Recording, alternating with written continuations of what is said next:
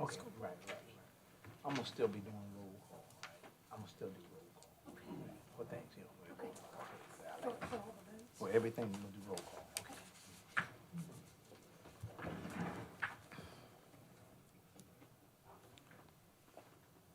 All right, according to Verizon, it's 3 p.m. I'd like to call the Middlesex County Board of Supervisors meeting to order. I would like to remind all board members, when you speak, remember to push the button with the face on it when your mic is red and being hot. And we don't want no more than 3 to 4 mics hot at a time.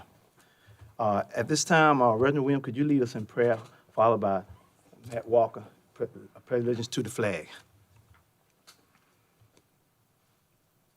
Let us pray. Get your mic hot. Okay. Let us close our eyes,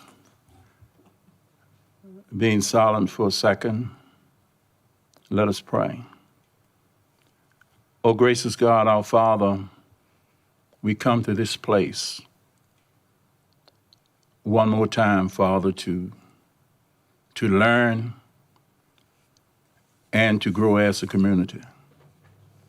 Father, we pray that whatever is said wouldn't be offended to anybody. Father, you please be with us as we carry on from the administrator, the assistants, and the chair, and the members of the board, as well as the ones that are here today.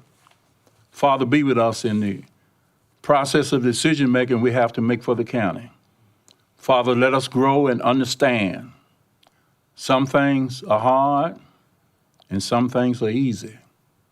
Father, we pray now that you will be with us and guide us in the things that we have to do for your sake and the community's sake of Middlesex County, Father. In Jesus' name, we all do pray. Amen. Amen. Would all citizens I pledge allegiance to the flag of the United States of America and to the republic for which it stands, one nation, under God, indivisible, with liberty and justice for all. Thank you. Right. Well, thank you. First on the agenda would be approval of the consent agenda, of which is meeting agenda on page 1 to 3, B, minutes of June 1st, and the regular meeting, page 4 to 17, disbursements on page 18 to 37, and payroll. Also, we will have addition to the agenda and agency and staff report. Dr. Williams will be put on first, and then it goes in the order after that. At this time, do we have a motion to approve the consent agenda? I'd like to so approve. All right, we have a motion by Pete. Do we have a second? Second. We have a motion by Pete, probably second by John. Sorry, just a point of discussion there. There is a report in there about the HRSD putting in 3,000 feet of 3-inch force main, which apparently is what was said at the meeting, but I don't think that's correct, and I just don't want somebody in the future to believe that Cook's Corner is being built out with a 3-inch force main. I think it's at least 6. This is Cook's Corner. Okay. Anyway, it's an open item. I just didn't want it to be documented that somebody would rely on in the future, because I'm just don't think it's correct. Right. Okay, that's the only thing. Well, could Greg, who is here, clarify that? I have no idea. It doesn't look like it's 6, but I don't know where it is. But it certainly wouldn't be 3-inch, would it, Greg? We'll get things. Yeah, it's no big deal. All right, thank you.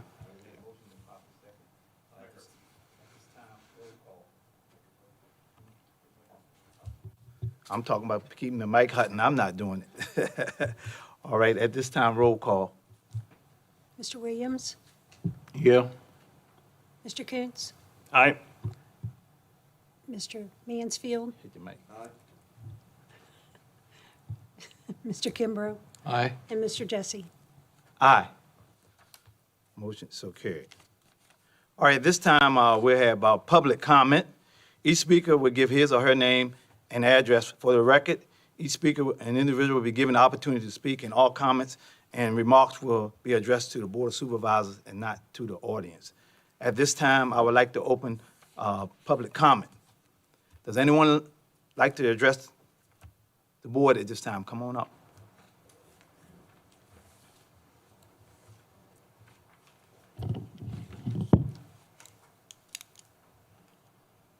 Good afternoon. Good afternoon. My name is Ji-san Bae. I am originally from South Korea, and I am now an American citizen living in Fairfax County. For cultural reasons, Chinese people believe that a person's body should remain intact after death. As a result, people in China do not want to donate their organs. Yet suddenly, in the early 2000s, Chinese hospitals began advertising short wait times for vital organs. Where did all these human organs come from? Extensive and credible reports have revealed that the Chinese Communist Party, CCP, has been killing prisoners of conscience, most of them Falun Gong practitioners, in order to sell their organs. A prominent international human rights organization recently stated, forced organ harvesting has been committed for years throughout China on a significant scale, and the Falun Gong practitioners have been one and probably the main source of organ supply. You may find additional documentation in the handouts we provided. China has become a major international center for organ transplants, and many American patients travel there for this purpose. In fact, a Northern Virginia resident recently received an offer from China of a kidney transplant for $50,000. This issue should concern us here in Middlesex County because members of our community who need an organ might consider traveling to China for a transplant. Here in US, the wait time for a matching kidney or liver can take several years, but in China, they can supply a match in a matter of weeks.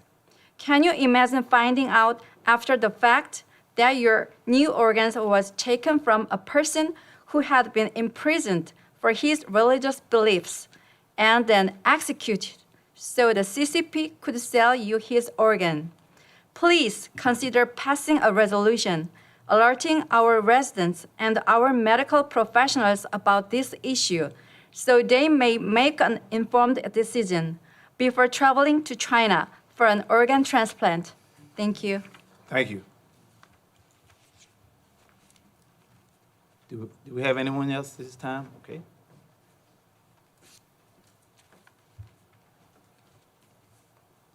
Hi, my name is Carol Birch, and I live at 57 Pine Top Road in Topping, Virginia.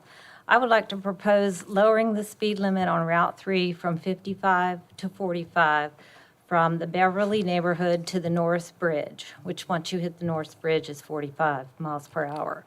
The reasons being, as anyone knows, it's difficult to pull out on a high-speed road from a dead stop, and living on Pine Top Road, that has been an issue for us. Also, Grays Point is about a tenth of a mile down the road. They're large RVs and campers coming in and out of there, again, pulling from a dead stop onto a 55-mile-an-hour road. Another reason is I've noticed going across the bridge when you get into Lancaster County, it remains 45 miles per hour after you're off the bridge. And also looking ahead at the expansion of the airport, probably we'll look at increased traffic and business along that part of Route 3. So potentially you could extend that 45 mile an hour into the area where that Rappahannock Crossing business strip is. I've talked to the local VDOT office, and they've put in a work order to look into this. Thank you. Thank you. Do we have anyone else who'd like to address the board? Yes, come on up.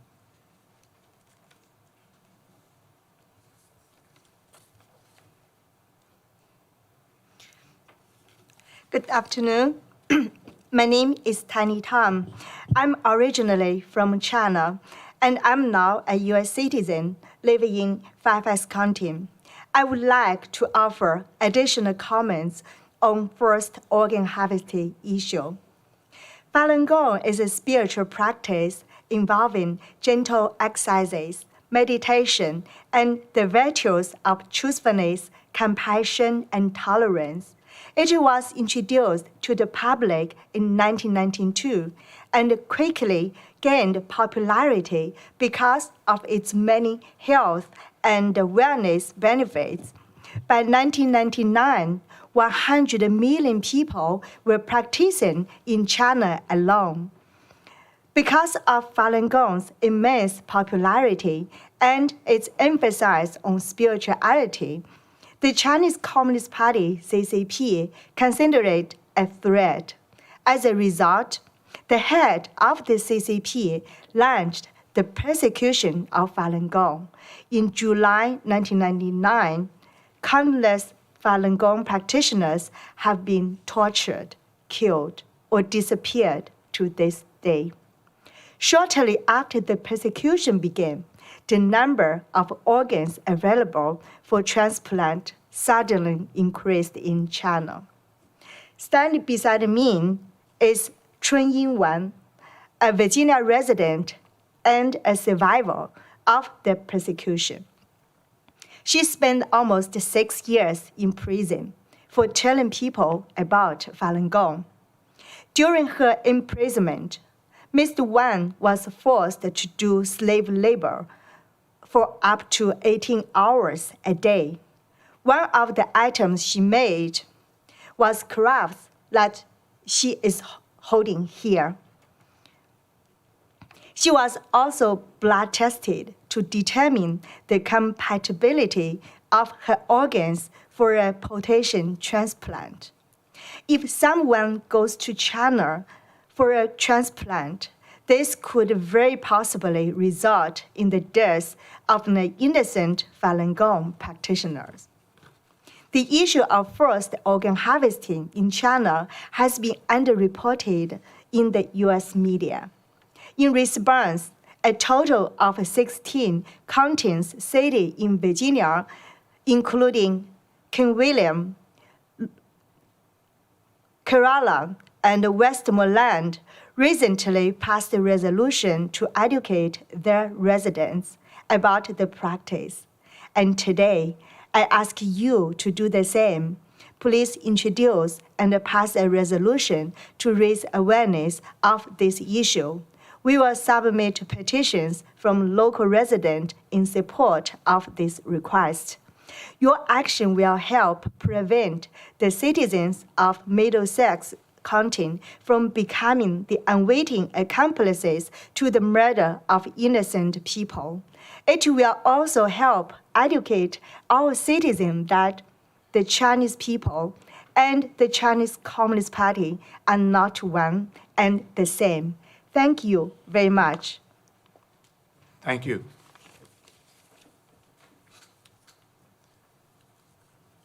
Do we have anyone else who'd like to address the board? Okay. You're gonna hear a theme, mine's hers. Can you play it? I cheated, I created a video. I'm Greg Greckmeyer, I live in Topping, Virginia. It'll be on your screens in front of you.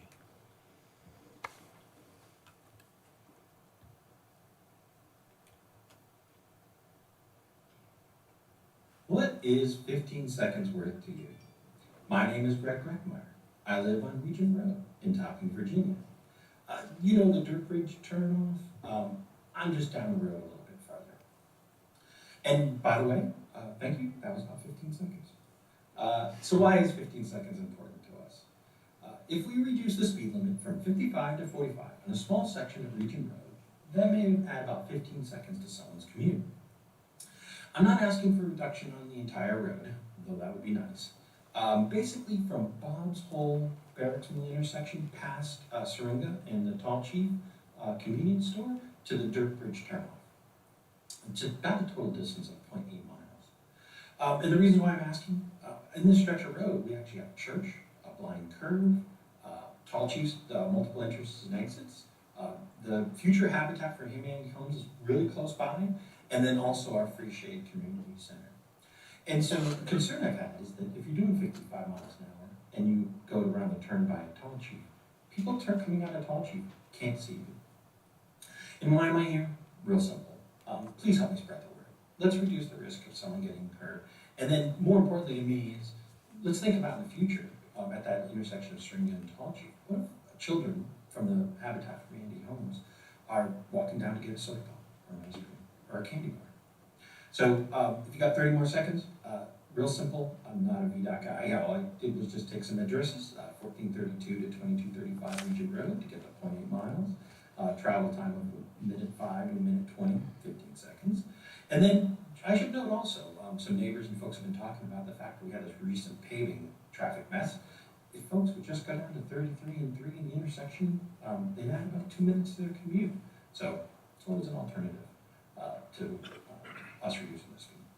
So thank you very much for your time. There is a QR code here that'll take you to this video, and you just gotta use your smartphone and the camera. And I also posted a 1-minute video of the drive from Bob's Hole to Durbridge. Thank you so much. And in my last 10 seconds, I didn't want to put it in the video because this is obviously online. Recently, Dan Downs, which many of you know, was T-boned pulling out of Tall Chief. So he was okay, but the airbags took all the skin off his arms and his legs and knees and such. So that's what prompted me to go down this road. And also, no pun intended, also about 3 times, I've lived here, what, 5, 6 years? About 3 times I've had to lock him up right at Tall Chief. So that's the point. It's right in front of Tall Chief. So thank you. All right, well, thank you. Anyone else like to address the board at this time? All right, Bob.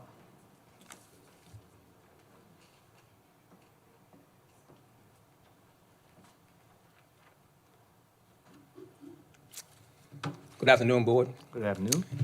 Robert Jackson, Urbana, Virginia.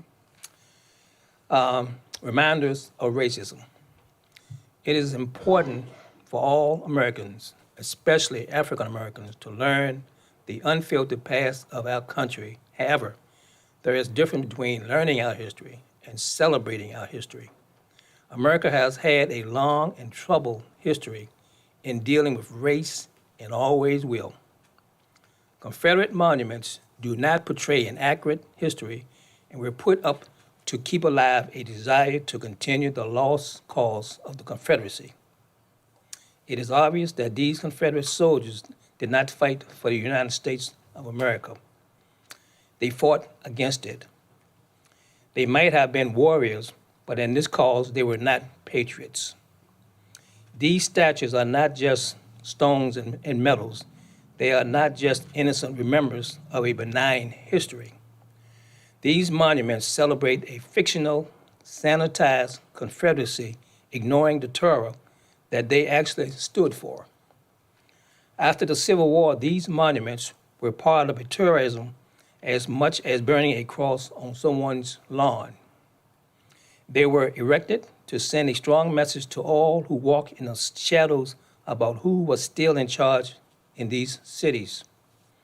During the Jim Crow era, as African Americans asserted their political authorities and demand an expansion of citizenship rights, white supremacists responded with acts of violence and intimidation. The creation of Confederate statues, the reappearance of Confederate flags, and the Confederate naming of Army installation worked in tandem with the growth of the KKK to send a clear message that Black people would never be accepted as full citizens of this United States. The monuments sponsored by the United Daughters of the Confederacy goals were to prepare future generations of white Southerners to respect and define the principles of the Confederacy. It wasn't just Confederate monuments either.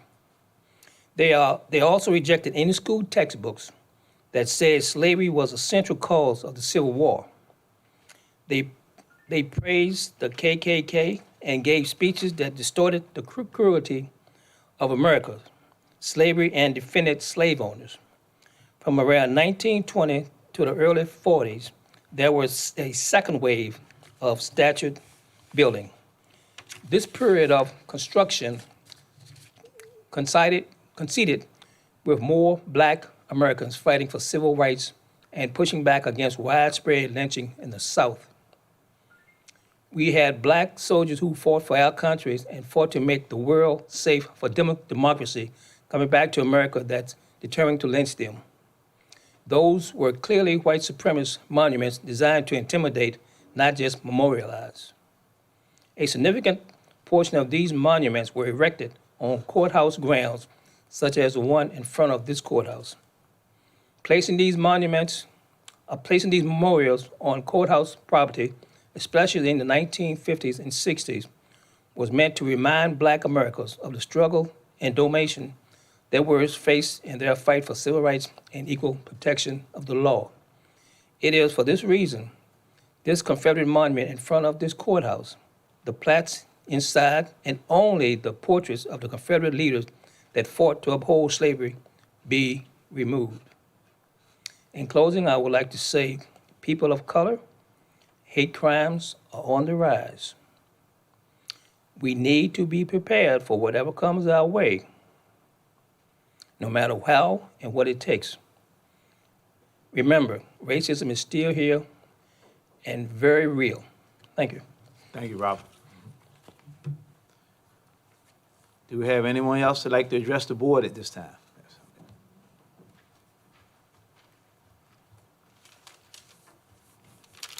My name is Michael Nez. I live in Locust Hill. I want to say that was quite elegant, eloquent, and my words are going to fall flat compared to those, I'm afraid. But I want to say that I have some empathy for those families who fought and suffered the hardship during the Civil War of this county. Whatever cause they thought they were fighting for, they did so with valor and devotion. The monument outside and memorabilia inside, however, represent much more than brave men and women defending their homes and liberty. You know the history of the time.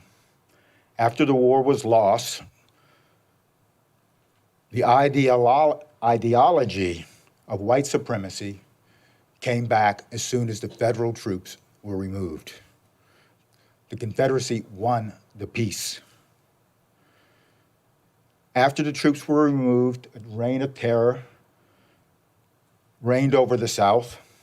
Black people were terrorized, black codes unjustly imprisoned them, and slave labor was replaced by prison labor. This is all historical. You can find it in primary documents. It's not up for debate. The Supreme Court said that blacks could legally be separated from whites. Jim Crow reigned. Laws discriminated against blacks. And where was justice to be found? In the courthouse? Well, at the turn of the century, the Ku Klux Klan had a resurgence. There was a scourge of lynching of black people.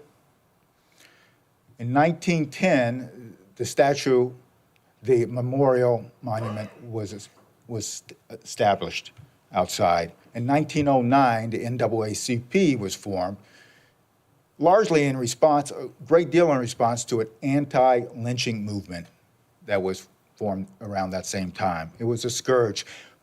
There was no justice at the courthouse for the victims of these lynchings. The Daughters of the Confederacy, at this same time, they waged a campaign to make sure that all textbooks glorified Confederate leaders and taught that the lost cause history of the Confederacy was dominated and downplayed the evils of slavery, making it out to be a benevolent institution. It was even preached from the pulpit, the superiority of the white race. So the monument erected outside is more than just a homage to the brave men and women that's stated on the plaque. It was erected outside a courthouse as a symbol of the ideology and the revival of the ideology of the Confederacy. This is an ideology of white supremacy. Imagine how a black person must have felt when they came to the courthouse and had to walk by that monument and then walk into this building, when they knew that their lives were in danger every day if they said the wrong thing or did the wrong thing. Now, it was inappropriate at that time to erect this symbol of white supremacy, the lost cause, at the courthouse. Now it is the seat of the government of the county. It's inappropriate now to have that monument out there. It's been suggested that this courthouse is kind of like part of history. Well then, and I don't think you're seriously going to consider it, make this courthouse a museum, donate it to a nonprofit, turn it into a museum. Otherwise, remove these symbols and put them someplace, if you can't find a place that will take them, mothball them until an appropriate place could be found. One more thing, I've been told that, well, we should put it up to a referendum. I've also been told, well, we're kicking a sleeping dog. Well, the dog has been awoken, and it's a mean dog. If you put it up to a referendum, you're letting that dog off the chain. Let's put that dog, these monuments, someplace where they can do at least less harm, and allow all citizens of Middlesex to come to this courthouse knowing, and to this Board of Supervisors knowing, that they will be equal before your eyes. You are supervisors. You don't need to take a poll. You need to do your duty as your conscience sees fit. And if the citizens don't agree with that decision, there's an election coming up. Let them decide then. All right, Thank you. Thank you, Mike. Do we have anyone else that'd like to address the board at this time?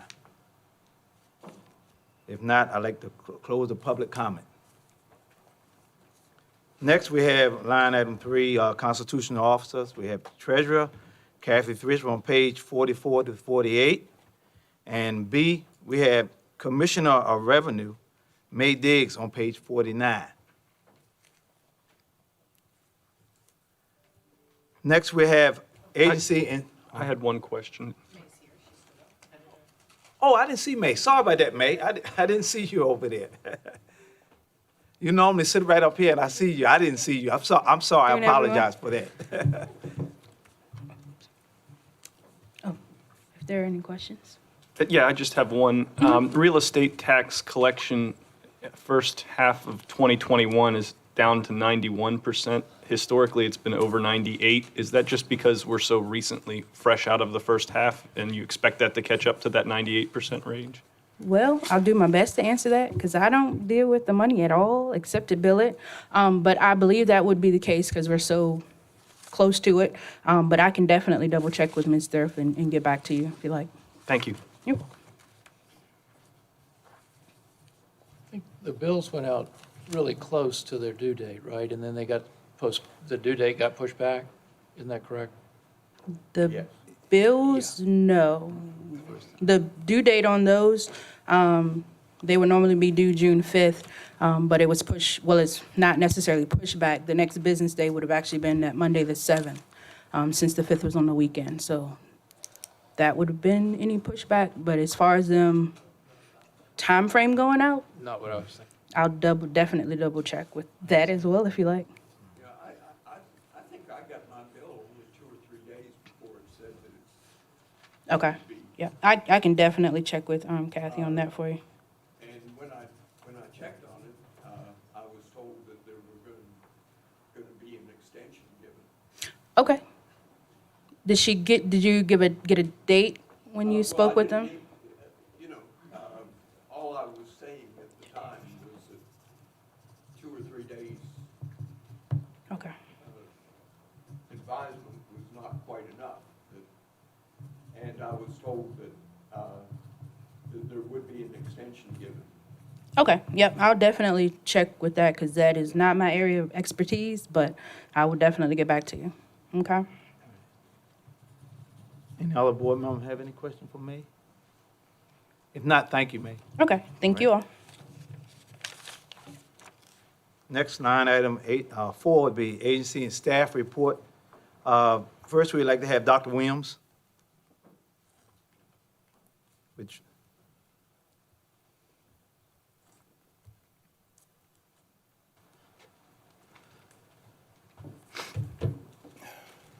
Good afternoon. So I'm here to address a specific question. I have a few additional slides to give you a pandemic update if you want it at the end of answering the specific question. I want you to hit the first slide. So a couple of weeks ago, I became aware of a question that was put to one of the Board of Supervisors here in Middlesex of whether the board would be willing to sponsor a vaccination campaign similar to the We Ask That You Mask campaign conducted a year ago. And the board member was concerned about the risk of the vaccine versus the benefit of the vaccine. Much has been made over the vaccine risk. Some of it is real data, others in real concerns. Others concerns are based on misinformation. So what I thought I would do is go through that data with you today, the data that are available with regard to answering this specific question. Next slide, Matt. So first of all, this is a great, what does COVID-19 actually do? What does the disease do? And this is a real nice diagram. I'm sure you all have heard about ACE receptor in cells as the attack site for the spike proteins bonding to and the entry to the cell that the COVID-19 virus exploits and uses. So this is what that actually means. ACE, ACE, stands for angiotensin converting enzyme. And the angiotensin axis, if you will, from the liver through the kidneys to the lungs, has many different roles in the body, but one of the primary roles is blood pressure control. Okay, angiotensin 2 makes blood pressures constrict, blood vessels constrict. There's a whole lot of other things that biochemically that chemical actually does, especially once it gets further converted. We don't need to talk about that, but the receptors for the angiotensin converting enzyme, although there's tons of them in the lungs, they're also virtually everywhere. And everywhere cells have those receptors for the angiotensin converting enzyme, COVID-19 can attack. So you see this in the expression of COVID-19 disease. Amazingly enough, some people are asymptomatic, but other people end up in the ICU with severe disease and dying and such. But those organ systems you see there, all of them have ACE2 receptors, and all of them are subject to COVID-19 attack. The heart, the kidneys, the lungs, neurologic tissue, and the brain, the vascular system, and the gut. So this virus can literally attack anywhere. Next slide. So anytime you're talking about a potential risk that you want to mitigate, and this holds true whether you're talking about space flight or airplanes or trains or factories or whatever, you got to understand the risk, and then you got to understand the potential mitigating measures you can take against the risk, and you want to make sure that the risk-benefit ratio favors the mitigation. Okay, that's honestly the way you look at this. So let's talk about specifically COVID-19 and the heart. And the reason we're doing this is because of evidence that has emerged about myocarditis in connection with the mRNA vaccines, especially in kids, and that gives everybody pause for concern. So what is the COVID-19 virus? We already said it can attack anywhere. It certainly attacks the heart as well. If you have the disease, what's the potential for undergoing heart damage from that disease? So early on, back last summer, some alarming data emerged early on that 60% of COVID patients had myocardial involvement on MRI of the heart. That was published in the Journal of the American Medical Associations, and then other studies that showed high incidence of current or past myocarditis in people that recovered from athletes and students that have recovered from myocarditis. But probably the best study that puts it in perspective was just published in late May. Big study in the Big Ten, almost 1,600 college athletes underwent comprehensive cardiovascular testing after having been infected. If they had symptoms of myocarditis, chest pain, shortness of breath, the sorts of things that myocarditis causes, only 1/3% of those had my actual myocarditis, okay, following infection. But all of those kids were screened with MRI, and evidence of myocarditis jumped up to about 2.3%, all right? That's the symptomatic and the asymptomatic. But remember the 0.31% in these athletes of myocarditis with symptom-based screening, okay? So next slide, please. So what is the incidence of myocarditis following messenger RNA vaccination? And this is specific to mRNA vaccination. Those are the Pfizer and Moderna vaccines. So it's so far about 1,000 cases of myocarditis have been reported as an adverse, vaccine effect to the CDC. It's most common in males, most often after the second dose, usually within several days of receiving the second dose, and the majority of these cases are mild. And almost all the kids recover fully. And the CDC breakdown of the data for the highest incidences in young males, 12 to 17, 67 cases per million vaccination.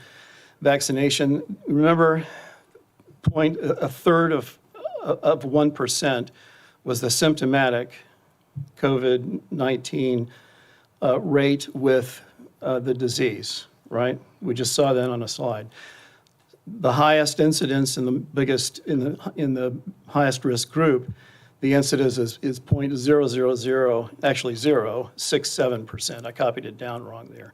But it's many, many, many times less, almost order of magnitude less than what you'd get with the disease. That's the takeaway. So the disease causes myocarditis at much, much higher frequency than the vaccine does.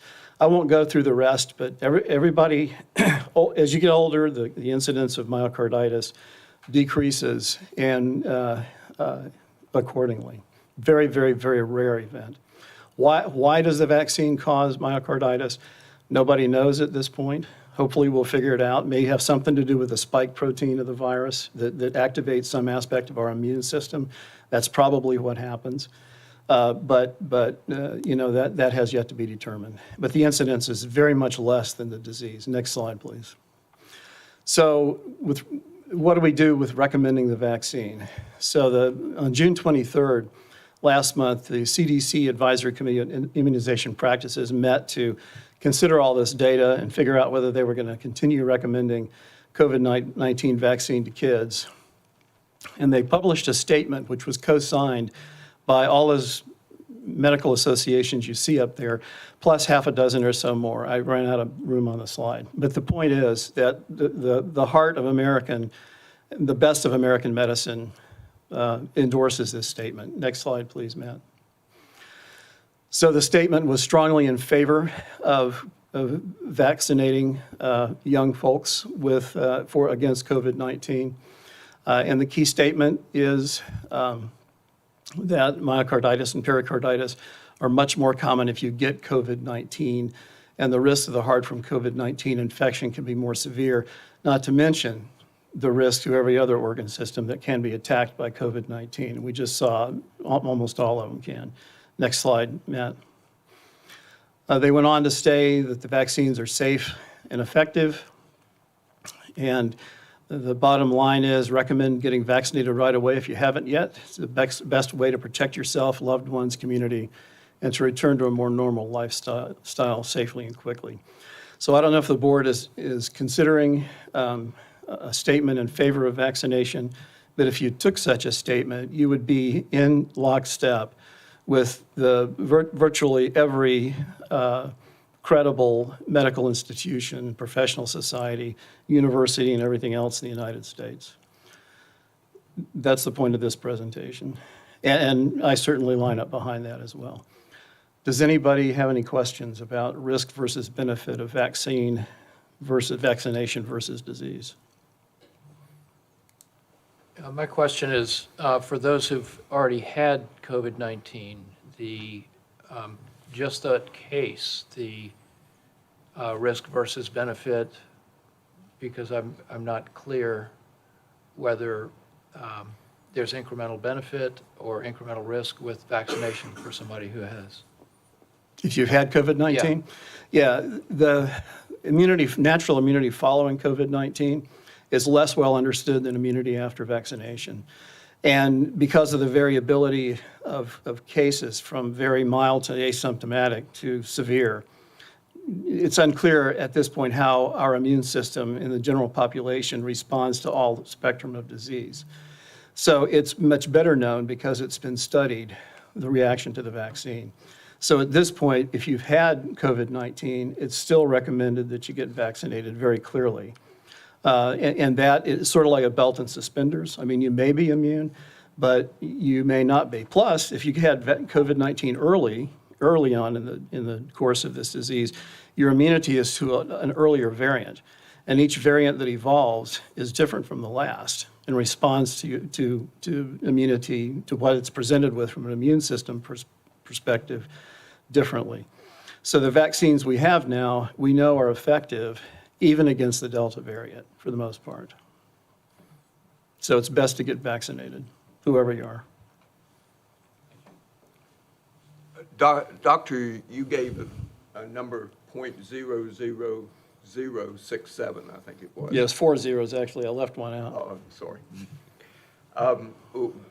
If you don't get the vaccination, what would that number be? Well, that's the number that applies to vaccine-induced myocarditis. So if you don't get the vaccine and you do get COVID, then your risk is probably around 1/3% for getting myocarditis. Okay. Initially thought to be much higher, and it may be much higher. But if And that's about 1,000 times. Yeah, at least, yeah. Yeah. Something in that Yes, order. yes. Well, I want to assure you that I've gotten both, and I got them as soon as I possibly could. Yeah, me too. You don't want to mess with this thing. Thank you, sir. Okay, so I do have a few slides where I can update you with regard to Middlesex County and where we are with regard to the pandemic. Do you have interest in that, or we can save it for another time? Okay. Next slide, Matt. Oh, but this is just another slide. In morning rounds today from the AMA, I saw yet another endorsement of kids getting COVID-19 vaccine based on the higher percentage of infections. Kids are now making up 24% of new weekly infections across the country. They started off down at 2%. So the virus is attacking younger folks because they're the unvaccinated targets. Next slide, Matt. So these are the pandemic curves from across the world. The curve in the United States is the dark one that has the peak in the middle. The one to the right of that has the big peak is India, okay? But the United States, back in January to now, we've made remarkable progress. And we're down to, I think at last count, go ahead to the next slide, Matt. That's a blow up of the United States. So we went from 250,000 cases a day, 10 times factored down to a little bit less than 30,000 cases a day now. That's an uptick from about a week ago, by the way, because Delta variant is spreading in the U.S. A week ago, 2 weeks ago, it was at 10%. A week ago, it was at about 25, 26%. Probably over 30% of total infections now are Delta variant, and that's going to climb rapidly. Next slide, Matt. In the UK, this is what the Delta variant does. The UK was on a nice downward trend with their cases, but once the Delta variant found its way from India to the UK, cases went asymptotic. The good thing is, because the UK has high vaccination rates, the hospitalization and deaths remained low, but the cases went right up there.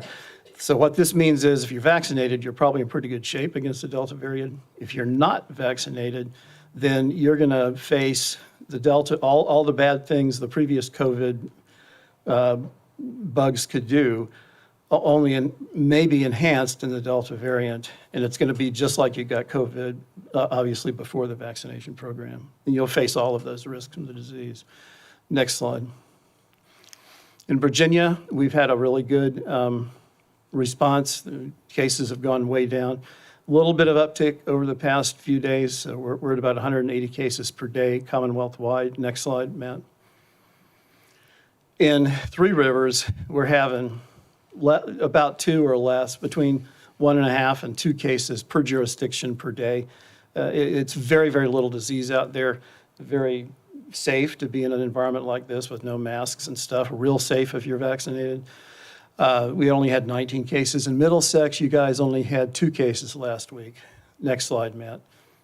Contrast that with January, where the total number of cases across all jurisdictions was 707.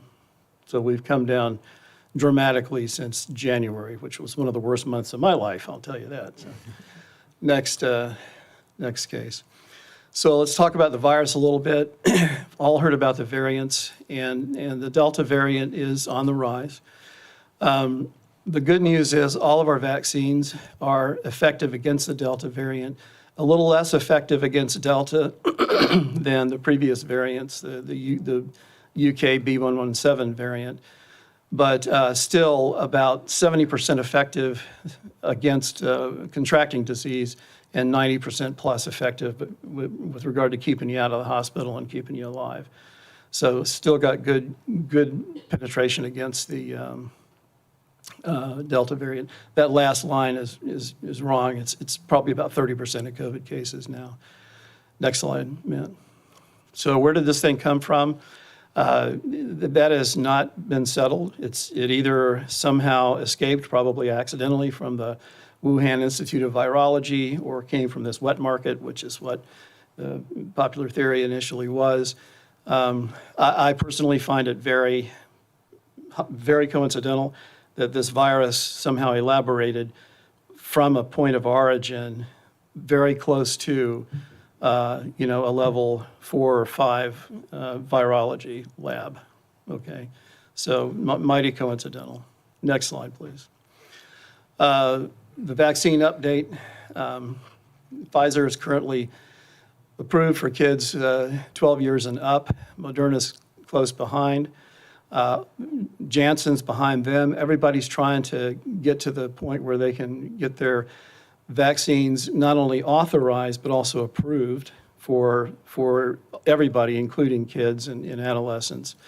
I will say the messenger RNA vaccines had very strict administrative physical handling, and the fact this was a 2-shot requirement, it made this vaccination program extremely difficult. And the slightest little excursion or the slightest little trauma of shaking a vial of this stuff ruins it. So, and if your freezer gets 2 degrees warm for any length of time, you just trashed all your vaccine that's stored there. That's 24/7. So, next slide, Matt. The vaccination program update, we did hit the 71.5% of folks over age 18 vaccinated. In Three Rivers, we're doing pretty good with regard to comparison to the rest of rural Virginia. You can see the numbers there. We're down to only about 13,000 vaccinations a day administered across Virginia. Next slide, Matt. There's kind of a picture from today's website with regard to how we're doing in Three Rivers. And the reason we're at 71% is the real big population centers in Northern Virginia are at 70.5 and 71%, but most of the state lives in those areas. So that's what carries us into the over 70%, 71 point whatever percent we are. Most of the state is rural, and if you compare Three Rivers and Eastern Shore for that matter, with the rest of rural Virginia, we're doing pretty good. Several of our counties, including Middlesex, we're competitive with Northern Virginia, and the rest are not far behind. So I'm really thankful and proud of our vaccination program in Three Rivers. Keep going, Matt. What we're dealing with now is vaccine hesitancy and refusal. There's a lot of different reasons for that. Most of it, involves core beliefs, which are very difficult to dissuade people from or convince with data. But that's what we're doing now. And we're reaching out as much as we can, and we always have been, to the communities of color because they're more vulnerable to this vaccine and to the entire general population. And that's just going to be an ongoing slog through the summer to try to make the vaccine available at different events and our clinics and so on and so forth, try to get as many people vaccinated as we can before the fall. Next slide, Matt. So what's next? You know, we have offered COVID-19 in the schools. We'll do that again, COVID-19 vaccine in the schools in the fall. We have mobile clinics. We already did the Juneteenth events, partnering with businesses and so on and so forth. We have resumed community testing, and in the fall, there's going to be available for all the school systems a K through 12 testing program to increase confidence and try to control disease. This thing is a seasonal virus based on people being indoors and cooler temperatures and all that. So we expect, especially amongst unvaccinated populations, we expect to see a rise in COVID-19 in the fall. How bad that will be remains to be seen, but we got to prepare for it. And we may end up in a booster program. And the last slide is, you know, the pandemic is far from over. It won't be for a while, and we'll just have to follow along and see. Anybody have any questions? Yes, Dr. Williams, you say in the future we'll probably be on a booster program? That's really up for debate. Okay. Very likely for people who are vaccinated but immunocompromised, people on cancer, chemotherapy, and chronic diseases. You know, if you're immunocompromised and you probably didn't have a really good response to the initial 2 doses, then those people are really good candidates for a booster in the fall. The rest of us, the COVID-19 immunity from the vaccine lasts pretty good, at least 8 or 9 months so far. And at the year mark, it'll be reassessed, and the CDC will make recommendations, and the World Health Organization will make recommendations about boosters. Moderna and Pfizer are both working on boosters, and Johnson & Johnson is working on a second shot. So the pharmaceutical companies are planning for a boosters program if we need it. Well, I got one more question, too. Okay, all these vaccines, are they still on trial? Because Yes. a lot of the young people say, you know, I'm not going to take it because it's still trial. You know, it's a trial vaccine, and I'm waiting. I'm not going to take it. So, you know, I talk to a lot of the youth, and they're not going to take it. They don't want to take it. Yeah. Well, because of the urgency to get this thing in the field, the phase 3 clinical trials were designed with just enough people, the formal phase 3 clinical trials. And what that means is, for all intents and purposes, there are 2 arms. There's a vaccine arm and a placebo arm. So half the people get the vaccine and the other half get the placebo, right?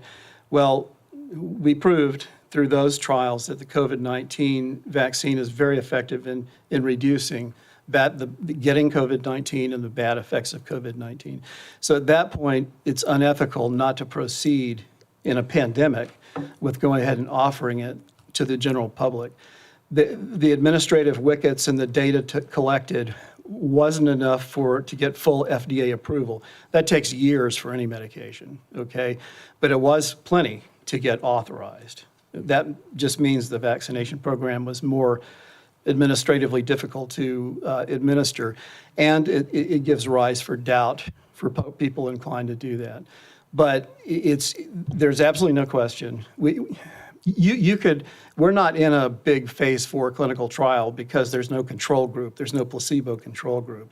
But we're in a phase of millions and millions and millions of people getting the vaccine and gathering data about adverse effects and gathering data about the effectiveness of the vaccine. And all of that stuff is being churned into by the companies and the FDA, and will probably very soon result in approval of these vaccinations, of these vaccines. But that should not be by any means, that should not be a deterrent. Right. Any other board member has any questions? If not, I would like to thank you, Dr. Williams, for all that information. Yes, sir, thank you. Appreciate it. Next, we'll have VDOT. I see you, Ron, out there. Come on up here.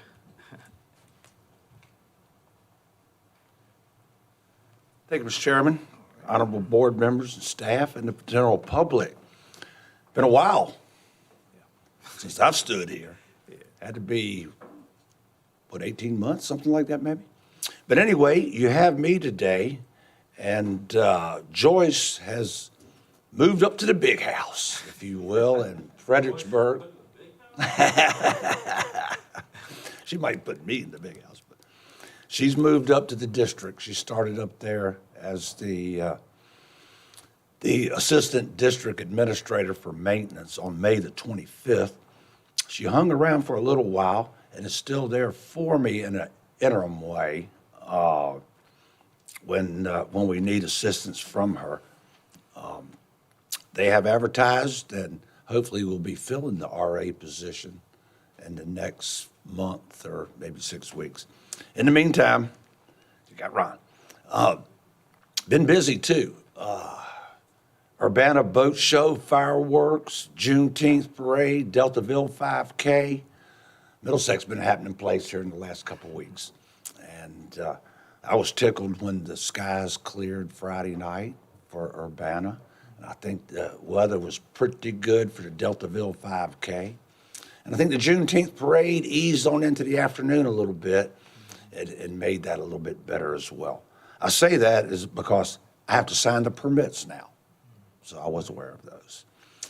To give you an idea of what we have going on, if you certainly probably seen it, we are using our contractors to mow the primary routes in the county and progressing along pretty well with our own state forces on the secondaries.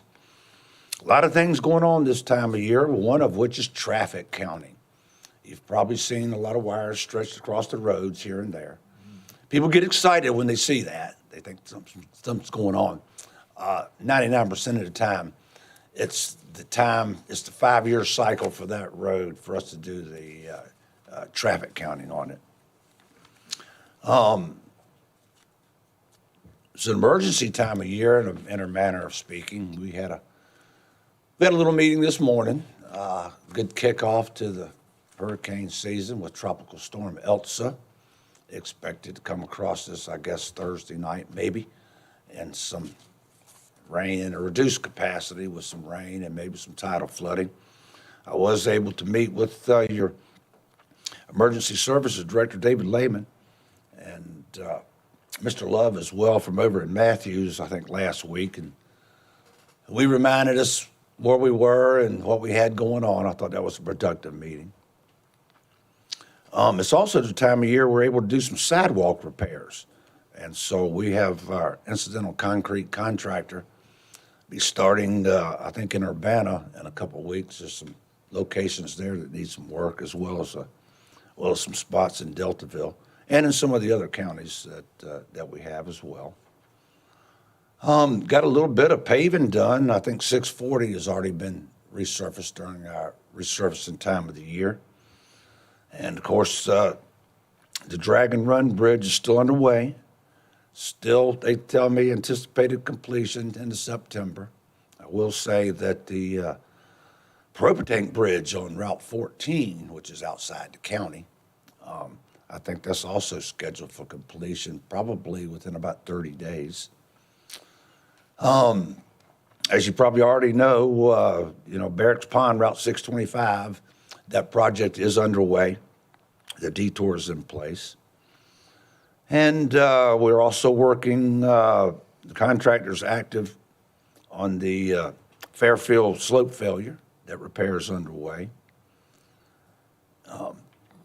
Asphalt paving that's coming up that hadn't been gotten to yet is General Puller Highway, almost from, I guess, Burnham's Wharf, almost into Deltaville. The worst sections of that are going to be repaved. Our surface treatment program is also underway. You have a list there, so I won't read down into them. I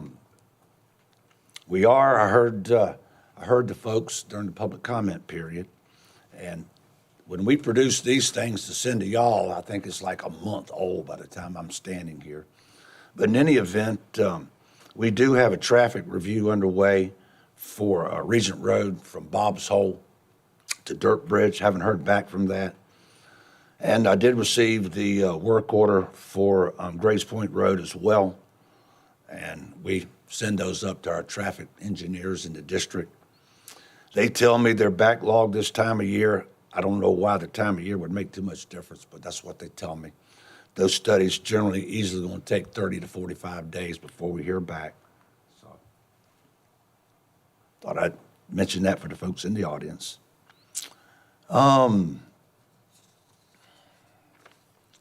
And I think that pretty much highlights most of the activities we've got going on. I'd certainly be happy to address any comments that you folks might have. Anybody got any questions for? Ron, Yeah, I have a question, but I don't. Pete? Mike. I don't recall the name of the road. Greg, what is the road that going down to your house? Remlick, yes. I think you did mention Remlick, that you were going to start on that one place in Remlick that floods. Yes, I'm whenever- sorry, At every high tide. I went right over that in my notes. Yes, Remlick is, we've got all that actually took some permitting because of the water. But we have all that taken care of. The permits are in hand. The materials, we have the materials as well. We've got a minor issue with a utility being in the way. We've been working diligently on that for probably 8 months to get this particular line moved. It hasn't been done yet, and I think every week I'm told it's going to be next week, but we're that close to, we've already got a 12-inch pump line in where we can pump one side of the road down a little bit. It works pretty well when it doesn't rain. So we're going to pump that one side down. Then we've got a couple of 24-inch temporary overflow pipes that we're going to be putting in, hopefully within the next week or so. And when you think about it, two wide open 24-inch pipes will be a significant difference in what you're seeing out there. At the same time, what we have going back is it's about a 3x6 oval concrete pipe that will provide significant capacity and should cure that problem up. It's also going to cause us a little bit of traffic headaches because we will have to operate under a flagging operation with one-lane traffic during the placement of the concrete culvert. Any idea what date or, because I've told people. Probably what I in told that you was, yeah, area we're supposed to do the middle it. of July, Hey, we're still in July. And, but not, yes, and it is the middle of July. yeah. That was one of the topics with our superintendents today and our maintenance manager and our special projects coordinator. And we intend to have the two 24-inch pipes in within the next 10 days. Oh, And, wonderful. yeah, and, but that's not the final. That will make all the difference in the world compared to what's been experienced over there. But I think we're into maybe middle August before we're able to get that giant elliptical concrete pipe in. I think they'll forgive you. Thank you. That's a frequently asked question, so I'm glad you brought it up. Ron, could you add the 2 requests made by the public to your supervisor requests for the report next week, or next month, rather? In other words, just elevate it to supervisor request as something that you track in the report, and then we'll see it month to month as it's going through for the engineering. speed Yeah, the Regent traffic, Road yeah. one and the Norris Bridge approach, those two requests. Yep. Perfect, thanks. I got one thing to say also about the Region Road. You know, I got a call from Wayne Tony. He was telling me to shape the road in and your visibility also of the road. And I look at the intersection, I drove down there. See, I'm not used to a lot of things that I feel it should be done. And I think you said about a month out. You got the intersection that's Syringa Road. You got trees on both sides. I mean, you got weeds and everything on both sides of the road. When you come out Syringa Road to Regency Road, it don't need to be waiting a month to be done. It needs to be done right now. I don't know what kind of system we have with VDOT, VDOT or whatever. So we have to wait a month to get a speed limit change and get that road cleaned up a little bit. That particular road need to be cleaned up before something really happening. And I wasn't aware of it until I started making the rounds in the district I'm representing.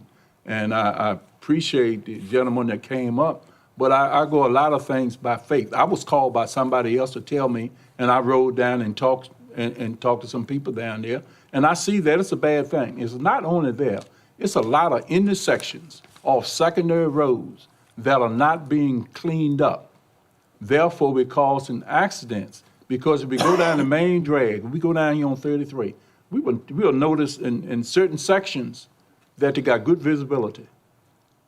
Why then on the secondary roads, which goes to the main road, you don't have the visibility as you have in certain areas? Now, Regency Road need to be attended. I don't know, tractor, cut some weeds or whatever you gotta do. It need to be opened up. It don't need to be said, we're gonna put it on the list for a month. I don't get waiting for a month to cut something down like that. They almost need it done immediately. So when the gentleman came up and spoke about it, I wasn't exactly looking at.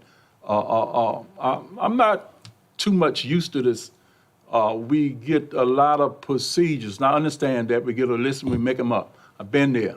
But when we need something addressed, I appreciate you just getting out, and maybe you can make a call, and I know you can, to take care of that. That's the only difference I'm saying. That intersection right there, speed limit need to be changed, and coming out going to Stall Chief, I mean, it's stuff been there, don't make any sense. You gotta come at a sharp curve, shooting straight down there. If somebody go to Tall Chief, or make a right, or come out tall, I'm telling you, we're gonna really mess up somebody. And then we can get somebody else that maybe don't have the vision to see what we live in every day. So whoever you need to do, it would be good to see if you can get it done a little bit quicker. I know you can. I know you can. I got to say, the traffic studies, they have to be done by a registered professional engineer at the district. Us folks, we're maintenance here. If the sign comes down, we got to run there and put it back up. When the district tells us that this road should now be posted at a certain speed, we run out there and put it up. But we don't make the decisions on that. They're based on a traffic study and that sort of thing. The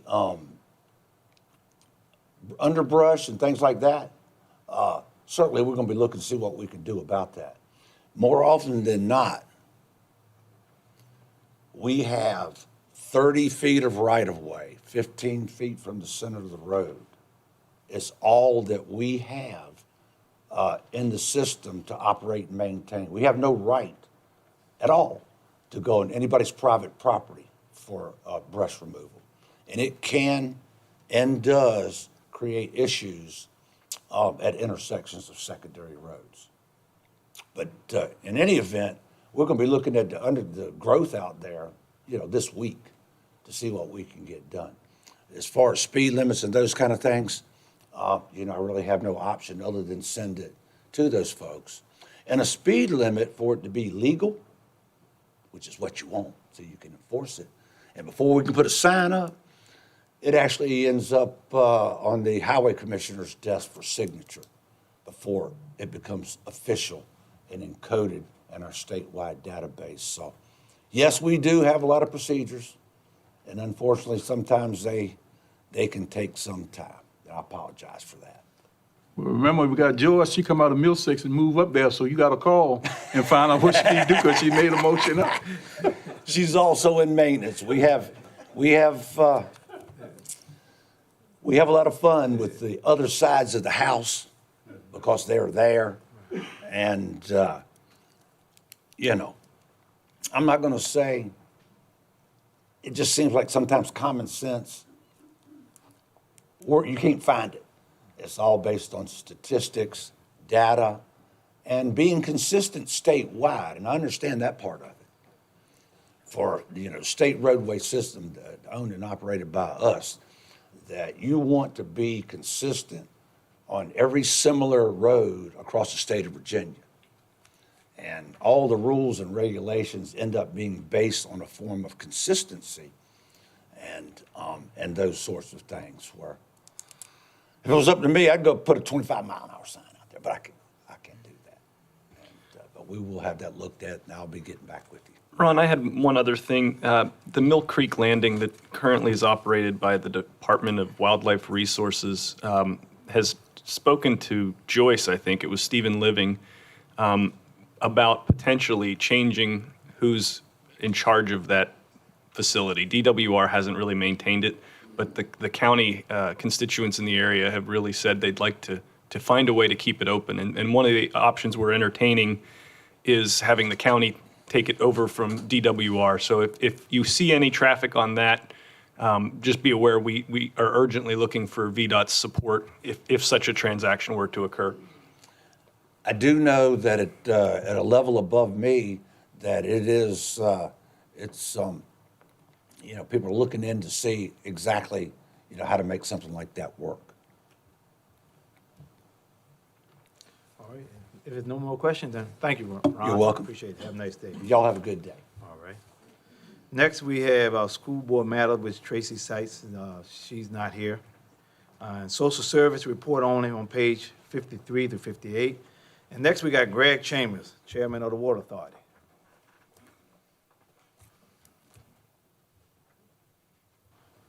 Thank you, Mr. Chairman, for the invite to speak today. We continue laying pipe all over the county and making good progress on sunny days like today. Phase 1 from Rosegill down to Christchurch is over 90% of the pipe is in the ground. We're just really there waiting for pressure testing and water meters and things like that. So that's nearing completion. The same contractor is doing Phase 2 down to Gray's Point, and they are 60+% of that pipe is in the ground, and they're probably doing 800 feet every day on a good day like today.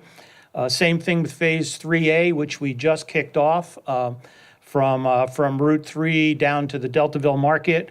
We're probably doing 800 feet a day there on a good day. We did 1080 one day. Phase 4 basically Phase 4 is Deltaville, all the lines down there. We've got a total of 4 crews, one putting 10-inch pipe down the General Puller Highway, and 3 crews that are primarily doing directional drilling on all the side streets for the feeder systems for the community, and they are doing well. We had an issue with one contractor and had to remove them from the project and ended up replacing a few hundred feet of pipe, but that situation has been resolved, and that was out on Riverside, and we're seeing good progress there now with one of our better subs taking that over. The pump stations, you may have seen, I took a few pictures last week of, this is the pump station at Rosegill, and you can see the building is up. I drove by there coming here today, and there are roof rafters on top of that. So I'm guessing in the next few days, we're going to have a roof on our pump station. Matt, if you go to the next slide, you'll see this is what's going to make it happen for everyone. Those 3 pumps, 2 will be in operation. 1 is a backup, and we'll cycle through those. But that is the heart of the system and what is going to be moving water through the county. You can see a hydro-pneumatic tank there in the wall that has been set in place. We have one of those, which, Lud, has it been delivered in Deltaville yet? Or is it I think it's going to happen this week. But a lot of work going on at the pump stations. We have one issue that is causing us some concern at this point, and that is there's a general shortage for sheet steel, specifically the steel that we use to make our modular tanks, the ones that'll be looking like a silo and storing a million pounds of water. We have some contractor delays on getting those parts delivered. We were originally told that they would be on site in a May meeting. We were told they would be there May 24th, and now we're talking about probably August for when they will be put in place. We really don't think, though, that is yet critical path for the startup of the project. We're still expecting to be pumping water late this year, probably, I would guess, November. And because of that, we are starting to move our thought process from building to starting to get ready for operations. We did an RFP to hire somebody to operate our system for us, and had a meeting last week with one of the people that we think is going to be capable of doing this, to start to put together procedures, policies, that sort of thing, and most importantly, have that guy take a look at our pump house to make sure that not only our engineers but everybody thinks that this is this is going to be working. So we're working to get an operator on board. Lastly, we met last week with 3 schools, St. Clair Walker, the elementary school, and Christ Church to talk about the final details on getting them hooked up, again, moving towards reality. Okay, now we've got to get ready and talk to people about when are we going to turn the valve and turn on the school and switch them off their wells, that sort of thing. And we're tentatively targeting doing that at a time when the kids are not there. So hopefully we can do it over Thanksgiving or the Christmas holidays to get us hooked up. And finally, we were told a long time ago by the USDA that when people started seeing the system as being more real, that customers would come out of the woodwork, and that continues to happen. We're up to, last time I asked Betty, I think it was 678-ish. Okay, yeah. Good things happen even when Betty's not here, Yeah, I think the last number I remember is 685. Okay. We've been approached by 2 communities. Unfortunately, they sort of missed the deadline to be financed by the USDA money. So we've got a community of 31 connections that has an existing distribution system, and we're anxious to hook up them. Obviously that takes, we've got another one of 19, both of which take cash to run the pipe, and we can't borrow that money from the USDA. So while we want to hook them up, it's going to be a matter of can we find the funding to drive the pipe to these folks that want to expand our water system, and that'll push us well over 700 if we pull off even one of those two components. I guess that's all I wanted to say. Are there any questions? Anybody have any questions?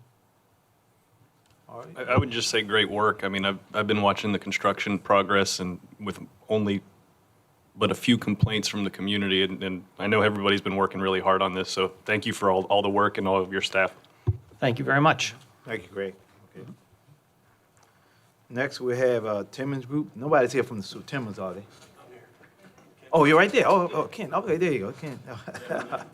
He's sitting right up in front. Mr. Chairman, members of the board, my name is Ken Turner. I'm a project manager with Timmons Group. We're working with the county on the deployment of the sewer system topping in Deltaville. I have a graphic to show. All right. Matt? Bob Roop couldn't make it. He's from the Richmond office, and so I'm here representing Timmons Group at the meeting today.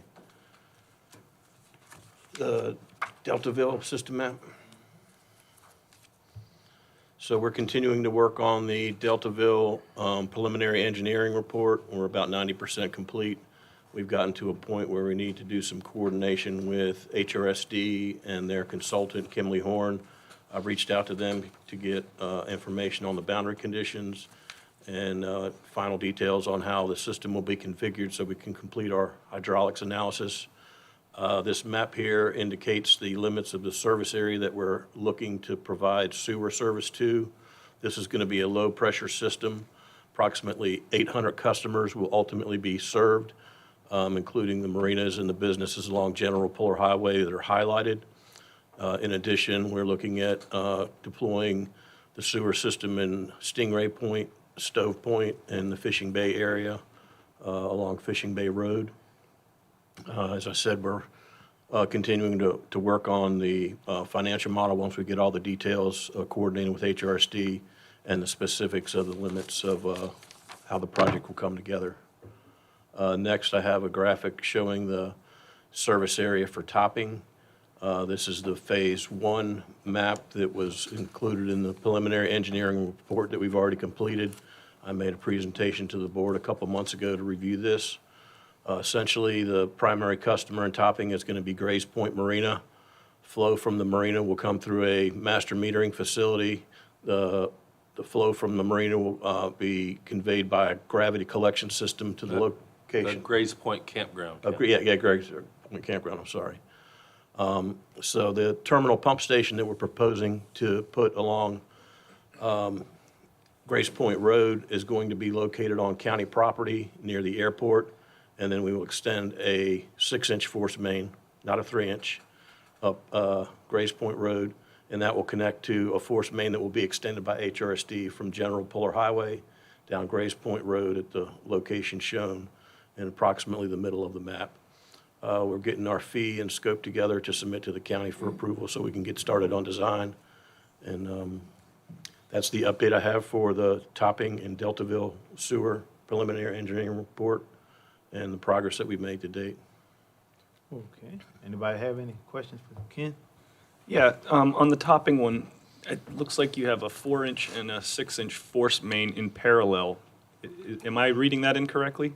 No, the distribution system for ultimate conveyance of flow to the pump station is going to have to convey flow from the ultimate development area. So there is a force main for the low pressure E1 grinder pumps that is not served by gravity. So the shopping center, the area down by the airport, there are currently 5 customers that are going to be hooked up to E1s, and that's going to have a smaller force main that's going to discharge to the terminal pump station. So there will be 2 points of connections at the terminal pump station, one to receive flow from the E1 low pressure system and one to receive flow from the gravity line that goes to Grace Point Campground.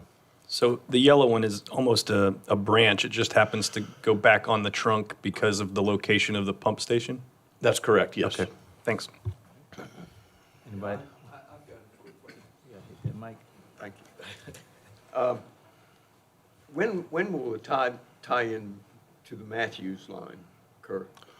The completion date is scheduled for summer of 2024. That's the current schedule that I'm aware HRSD is on. I don't know if you've heard an update, Matt, but yeah.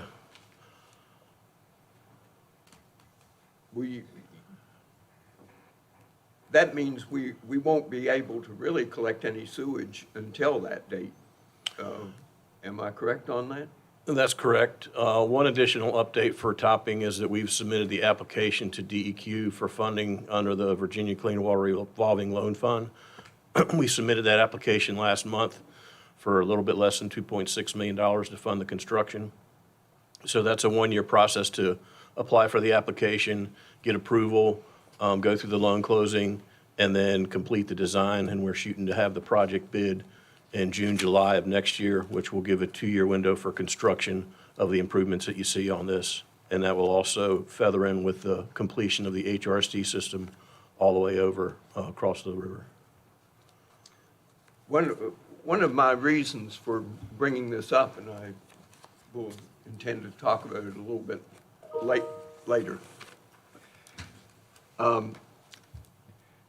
Right now, the Urbana wastewater treatment plant is pouring out sewage into the creek, or into Urbana Creek, at double the nutrient and BOD value that it's allowed.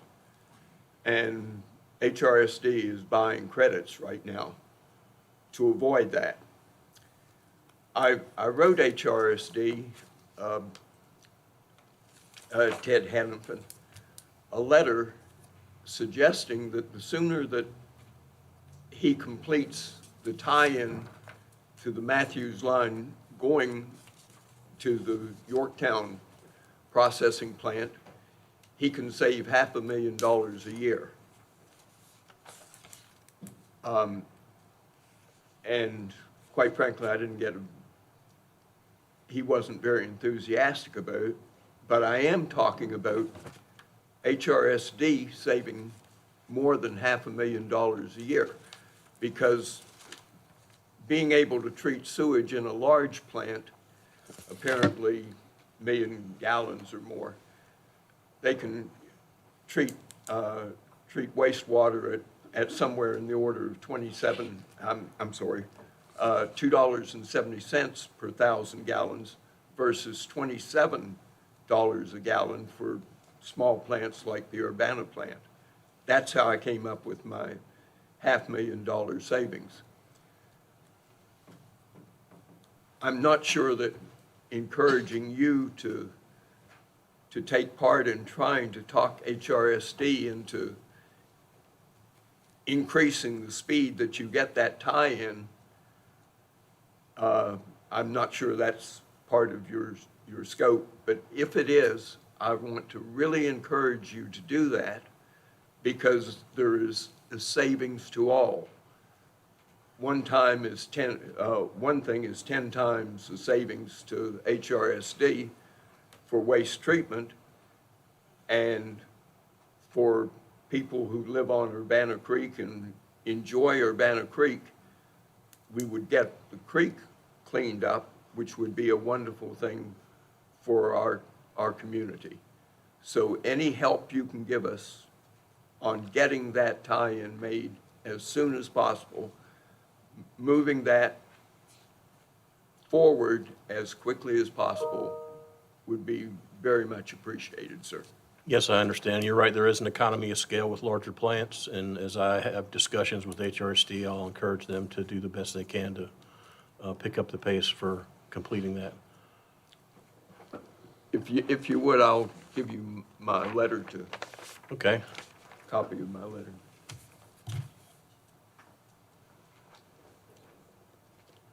Thank you very much. All right, Matt. Yeah, Mr. Chairman, we had been waiting on Mr. Mansfield to have some communication with Ted Hennepin before initiating that $5,000 study for the spray irrigation feasibility, I think it was. Pete, do you want us to go ahead and proceed with that now? Since you've spoken to Ted? Sure. If that will. Yes, that's fine with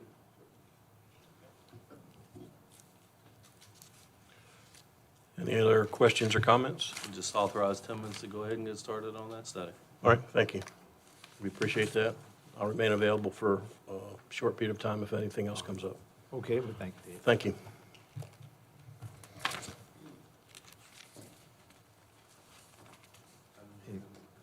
It's two. I got one. They got theirs.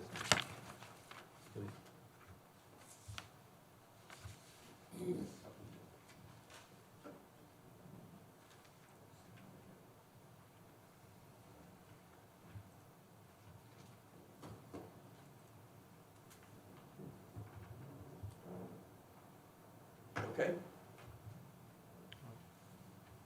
Go ahead.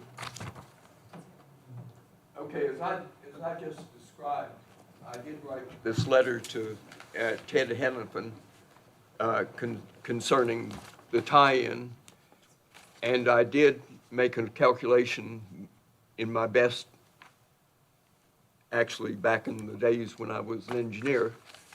I used fairly simple numbers to come up with it. I used $5.50 per 1,000 gallons if we pumped wastewater from Urbana to Yorktown versus them processing at $27 per 1,000 gallons. And if you work out all those numbers, HRSD would be saving over $500,000 a year. The other thing, obviously, is that we wouldn't be throwing high nutrient and BOD wastewater into Urbana Creek, which is used for recreational purposes, and I think it is a health consideration. So I'm asking our board, as a matter of fact, to put a little pressure on HRSD to try and move that connection up in priority as much as possible. I think this communication, which everybody's gotten, and Greg, I think you got a copy of it also. I don't feel, quite frankly, that HRSD has given me a satisfactory answer of why it's going to take till 2025 to get this tie-in. if we put the priority on getting that tie-in as soon as possible, using our resources that way. I'm not asking to spend any more money than we would spend. I'm just asking that the priority be changed. And that's about it. Thank you. All right, thank you. Okay. Next, on the agenda, we have airport, page 61 to 220. We got Jamie Barnhart, airport layout plan, and also airport engineer and service recommendation. Good afternoon, Mr. Chairman, board members, and all of you other wonderful people. Got some good news. I'm not here to ask for a pay raise, nor am I asking for any funding. I've been doing that a lot lately. But I've been asked to speak on two items. The airport committee takes what they are asked to do very seriously, and we have regular meetings. I'll just go ahead real short, real fast. Couple of items, two items, with regard to the airport layout plan by Parish and Partners, which is the alternative runway scope of work Middlesex County Airport Committee agreed with and unanimously approved to forward it to the Middlesex County Board of Supervisors at our May 24th meeting. Number one, that'll be for you all to consider forwarding it to the state of Virginia for their approval. And number two is we had a special Middlesex County Airport Committee meeting, call meeting on June the 28th. A subcommittee was selected and approved to review and recommend an airport engineer. This is the airport engineer that is on call, if you may. It's not somebody that, you know, if we have a project that we need to undertake, like a light needs to be reconfigured or something of that nature, is something where we pre-negotiate so we don't have to put it out on bid. But the airport committee decided to go ahead and put together a subcommittee, which is required by our bylaws, and at a subsequent meeting with the Middlesex County staff, it was agreed upon that we recommend Parish and Partners be submitted to the Board of Supervisors for consideration as the engineer. And the one thing about Parish and Partners, it was the general feeling that they're right size for the type of projects we have. We got a lot of proposals from people that were building $8 million projects at Dulles Airport, you know, rock stars of the aviation building industry. But the one thing that, you know, was brought up during the meeting was, you know, we're not that size. And Parish and Partners is just right size for Middlesex County. So it is our recommendation that you consider entering into an agreement with them at this time. Do you have any questions? Any board members have any questions? Well, that's easy. Okay. Well, do we have? Airport matters that aren't questioned? Good. We need a motion on this? Mr. Chairman, I haven't had a chance to review this as this just came in. So the recommendation is that you can approve it contingent upon my review. All right. If that's your desire, or you can wait and approve it. I know there's some concern because the current contract expires here shortly. Right. Well, In about 10 days. Yeah, I mean, I'll let Ms. Muncy weigh in on this as well. Can they wait, or do you?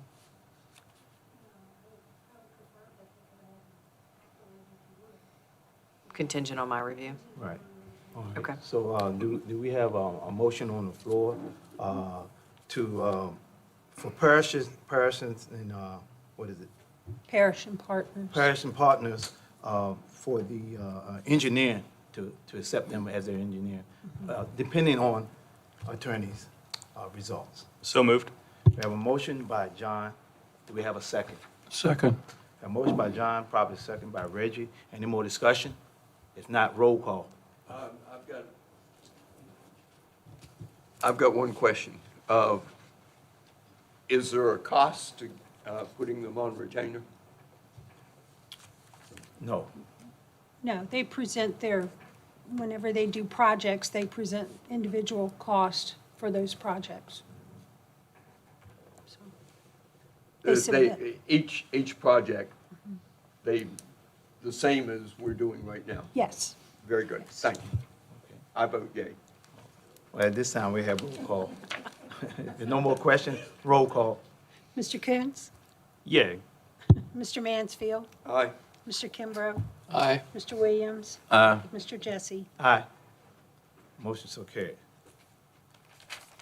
All right. And the airport layout plan, if you have no questions about that, that has been forwarded to the state for Okay, their review. has already been forwarded? Mhm. Okay, all right. So unless you want to withdraw it. No, Okay. it's already forwarded to the state, we're good. All Okay. right, And it is, just a reminder that it is just a plan. It can be changed. right. Okay? All right, next is our regular agenda items. Budget supplement transfer request, Betty Muncy. Okay. And my apologies for the two different formats here in your packet. The first page are budget transfers to close out the FY '21. First two pages are actually that. The first page is transfers, so no additional monies needed. That's just transferring money from one line to another. The first one is actually within two different departments, but it's to balance out some overages in those departments. Do you want me to move on to the next one? Yes, and then we just go ahead and Okay. make a motion for them all. Okay, we can at least do 21 and 22 separate if you want. The second page are budget supplements for FY '21, and I've numbered them all as number 66. The first five are from revenues, additional revenues received that were not budgeted, that are being used against expenses within those departments. It's airport grants, off-duty security within the sheriff's department, revenues for school activities within the sheriff's department, an insurance reimbursement, and then a partial appropriation of a donation received for a skate park. And then the last three are monies, well, actually, two are monies coming from the fund balance to cover overages within the regional jail, and then groundwater monitoring at the landfill. And then the final one is to appropriate funds out of the monies that the county received from the financing of the Cook's Corner renovation and MES HVAC project. We've spent $266,884.75 out of the FY '21 budget. And then you'll see in FY '22 where I'm requesting that the remainder of those monies be appropriated. Do you want me to keep going? Yeah, Keep going. FY '22, these budget supplements 1, 2, 3, and 4. As I was saying, the first one is the remainder of the monies that were received from financing that project, and it's broken down between the Cook's Corner renovation and the school HVAC project. Number 2 is the appropriation of the remaining funds needed for the Parrots Creek dredging project that's being done with the Planning District Commission. Number 3 is appropriating the remaining funds within the CARES Act budget. And number 4 is appropriating funds that were in the FY '21 budget that had been appropriated but not spent for the 4-county regional VATI grant. As I note there, that project was not awarded until this spring, and no monies were spent in FY '21, but we are ready to expend those over to the Broadband Authority for their use. And then there are 2 budget transfer requests for FY '22. The first has to do with the reallocating the county funds for the EDA. So that's taking monies out of the county budget and putting them over to the non-departmental expenditures so that we can send those over to the EDA. And then the last one is reallocating monies within the sheriff's department's budgets, using a portion of their contingency monies for increases in compensation. And that was talked about early on or late in the budget process. They had talked about that. All right, well, if not, then do we have a motion for budget transfer FY 2021-12, budget supplement FY 2021-66, budget supplement FY 2020-01, 2022-02, 22-02-03, 22-02-04, and budget supplement Budget transfers. transfer 2022-01, and budget transfer 2022-02. So moved. Motion to approve. Good job. So moved. We have a motion by John. Do we have a second? I'll second. Got a second by Pete. A motion by John, probably second by Pete. Any discussion? If not, roll call. Mr. Mansfield? Aye. Mr. Kimbrough? Aye.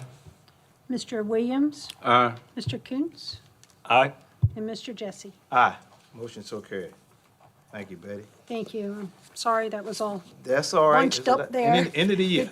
End of the year calendar and the first. Yeah, end of the calendar year, I understand that. All right, next we have a new county street, River Punch Court. Betty Munson. And I really don't know anything about this other than by reading the memo from Mr. Nix in the packet. That appears that there's a new road with 6 addresses off of Waterview Road that needs a new name, and he solicited,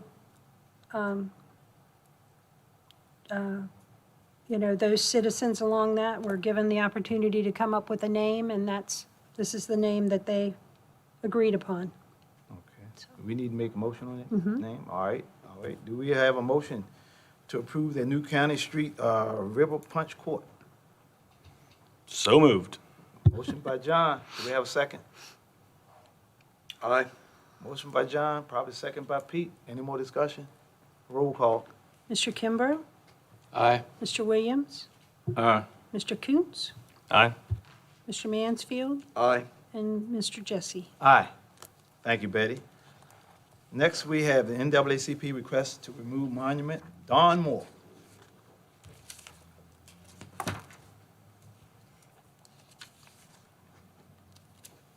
Good evening, board members. Good evening. I stand before you this evening, as the president of the NAACP of the Middlesex Branch, Unit 7091.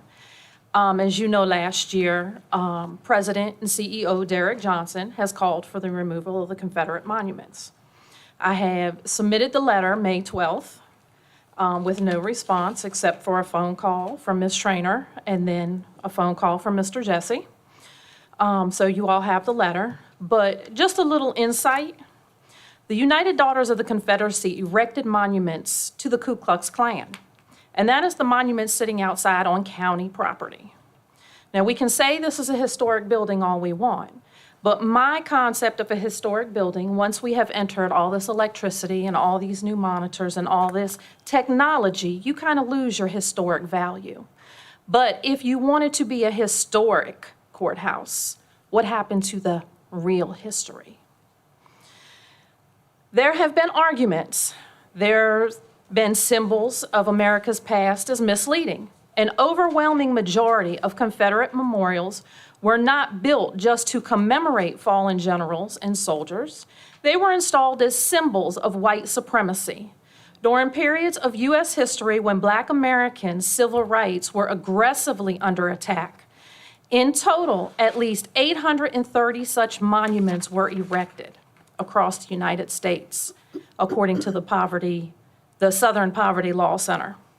The biggest spike in Confederate memorials came during the early 1900s, soon after Southern states enacted a number of laws to disenfranchise Black Americans and segregate the societies. During this period, more than 400 monuments were built as part of an organized strategy to reshape Civil War history, because we all know the South lost, but not by our idolization of our Confederate officers and monuments. The United Daughters of the Confederacy was focused on the future and preservation of the Confederate culture. Their goal in their work they did was to prepare the future generations of what white Southerns to respect and defend the principles of the Confederacy. It wasn't just Confederate monuments. They also rejected any school textbooks that said slavery was at the center cause of the Civil War. They praised the Ku Klux Klan, and they gave speeches that distorted the cruelty of American slaves and defend slave owners. Because we all know, when they lost the war, the lynching started, the burning started, they were still in control. During the 1920s and through the 40s, there were more Black Americans fighting for civil rights and pushing back against widespread lynching in the South. The monuments were erected on courthouse grounds, placing these memorials on courthouse property, especially in the 1950s and 60s, was meant to remind Black Americans of the struggle they would face. Their fight for civil rights and equality and protection under the law will not happen here. From 1954 to 1970, there were at least 45 colleges and schools named after Confederate soldiers due to Brown versus the Board of Education. But now, the monument to memorialize the Confederacy has finally faced a period of reckoning. More than 80 states either removed or relocated since 2015. That year, 9 African-Americans were killed in a Charleston church in South Carolina by avowed white supremacists. In total, at least 8 statues were removed in 2015 and 2016, and 36 more were removed in 2019. Already, at least another 26 have been taken down in 2020 in response to the police killing of George Floyd, which led to protest worldwide. We can say it's not going to happen here, but some of the things that have been happening in Tappahannock are close enough to here. However, this still is only a fraction to the more than 700 Confederate statues still standing, with some insisting that these statues simply celebrate Southern heritage, but a deeper understanding of the historical context paints a very different picture. Our children are not taught the truth. I know when I was in school, I didn't learn half of what I've learned on my own as an adult about the Confederacy. To this day, they're not taught. So I was asked, we need to have a place to put it. Well, I can tell you where to put it. You can take it to 328 North Arthur Ashe Boulevard in Richmond, Virginia, 23220, which is the Confederate Daughters headquarters, because nobody else wants it. Nobody wants it. And this whole time sitting here, I'm looking at this, and the flag, the first thing I think of is the Klan. And it says, the women of Middlesex that sent their children out to go fight this war. What they did was they sent their children and their husbands to go and arrest free Black Americans in Pennsylvania and bring them back to Virginia. You were free there, but you're a slave here, which is wrong. And as long as we uphold this idealism, we are not getting no further in the future of our children, because here we are in the Confederate shrine. Any other questions? Anybody have any Oh, questions for Dawn? excuse me, Wayne, I do have something else. I'm sorry. Oh, go ahead. AP Hill, the statue, $34,000 to remove. Isle of Wight, $32,500. They even broke it down for you. $25,000 to remove, relocate, and reassemble the monument. $3,000 to $5,000 for a concrete foundation. As far as I'm concerned, it could have sat on the ground. $2,500 to install a driveway. Caroline County was less than $6,000 to remove their Confederate monument. Williamsburg took down their monument, $8,000. Brunswick, $30,070, $27,600 to allocate for removal, $2,100 for the restoration of the site, and $1,000 for other costs. It's time. It's time for us to move into the 21st century and get rid of this and teach our children what is true. Most of us don't even know about Black Wall Street. Most of us didn't know what Juneteenth was. It's time. So, anybody have anything? Anybody have any questions for Have any Dawn? questions? I got a question, Don. It sounds like you wanted us to move the monument, but what you want us to do with it if we decide to move it? I mean, Take it to 238 North MacArthur Ashe Boulevard in Richmond, Virginia. are you sure? They have armed guards. It's the Confederate Daughters. It's their office. They have armed guards out there guarding their building. Give it back to My them. question is. We didn't pay for it. Give it back to them. Wait a minute, my question is, would they take that monument? Well, according to their website, they have a lot of this going on. And they're trying to find places. Take it to them. Because But you don't know. nobody wants them. You don't know.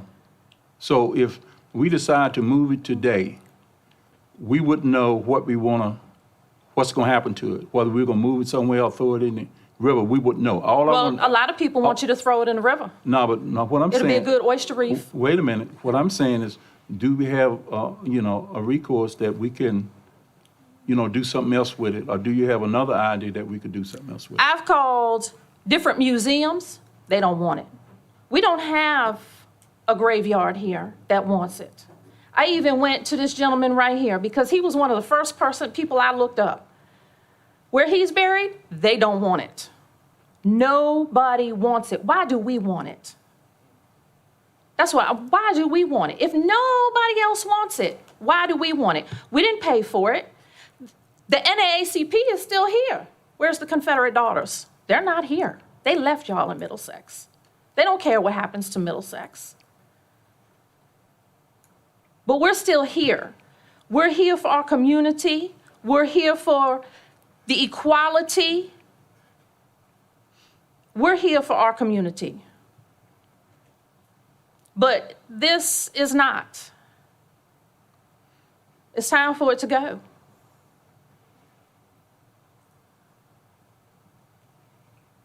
And I was told that you were going to do the referendum. I'm just sad. It's sad for me to see that the governor gave you the power to do your job, and you are not going to do it. Are there any other questions for me? Anybody got any questions for Dawn? If not, thank you, Dawn. Thank you. And up to the board right now, what do you want to do? I'd make a motion to remove it and put it in storage.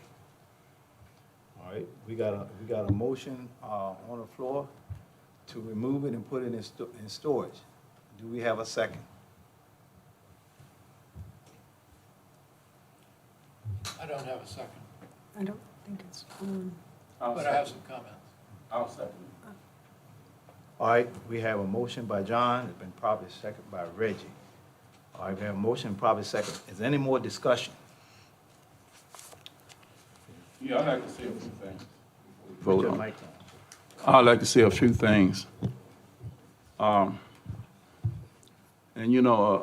at the board and the different ones setting out, I've been here all my life.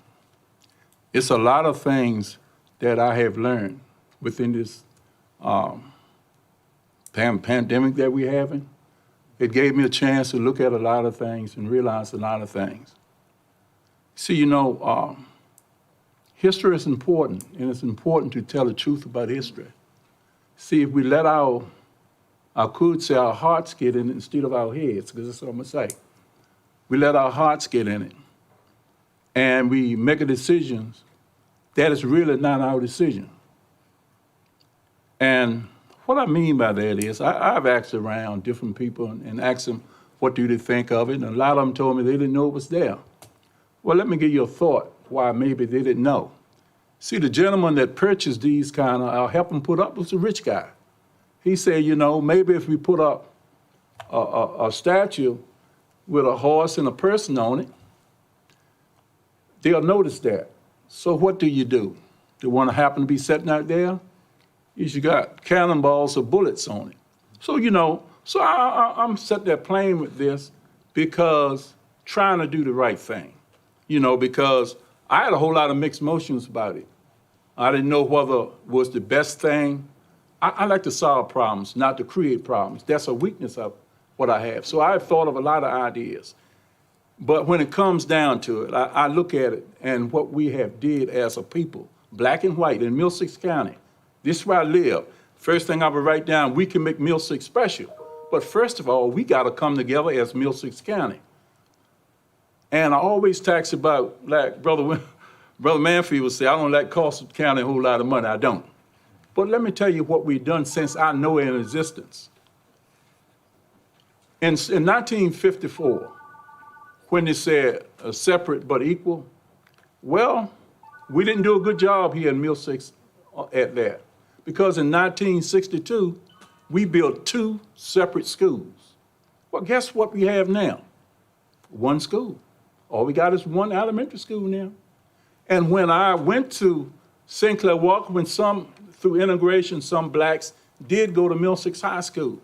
But we were forced to, 1970, to integrate Middlesex County. Forced to. Guess what? We was having a ball down at St. Clair Walker. If you look at somebody, all states got all the look, I was prime, but I was fine going to Middlesex. And guess what the name was that they never changed? Was Saxtons. I said, why are you calling it Saxtons?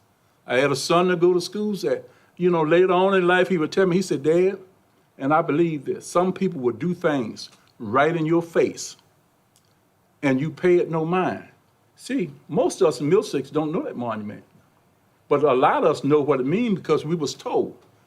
At work one day, we was sitting around. We were talking people that didn't look like me. We was talking because it came and a hurricane came. That's another way I call fate.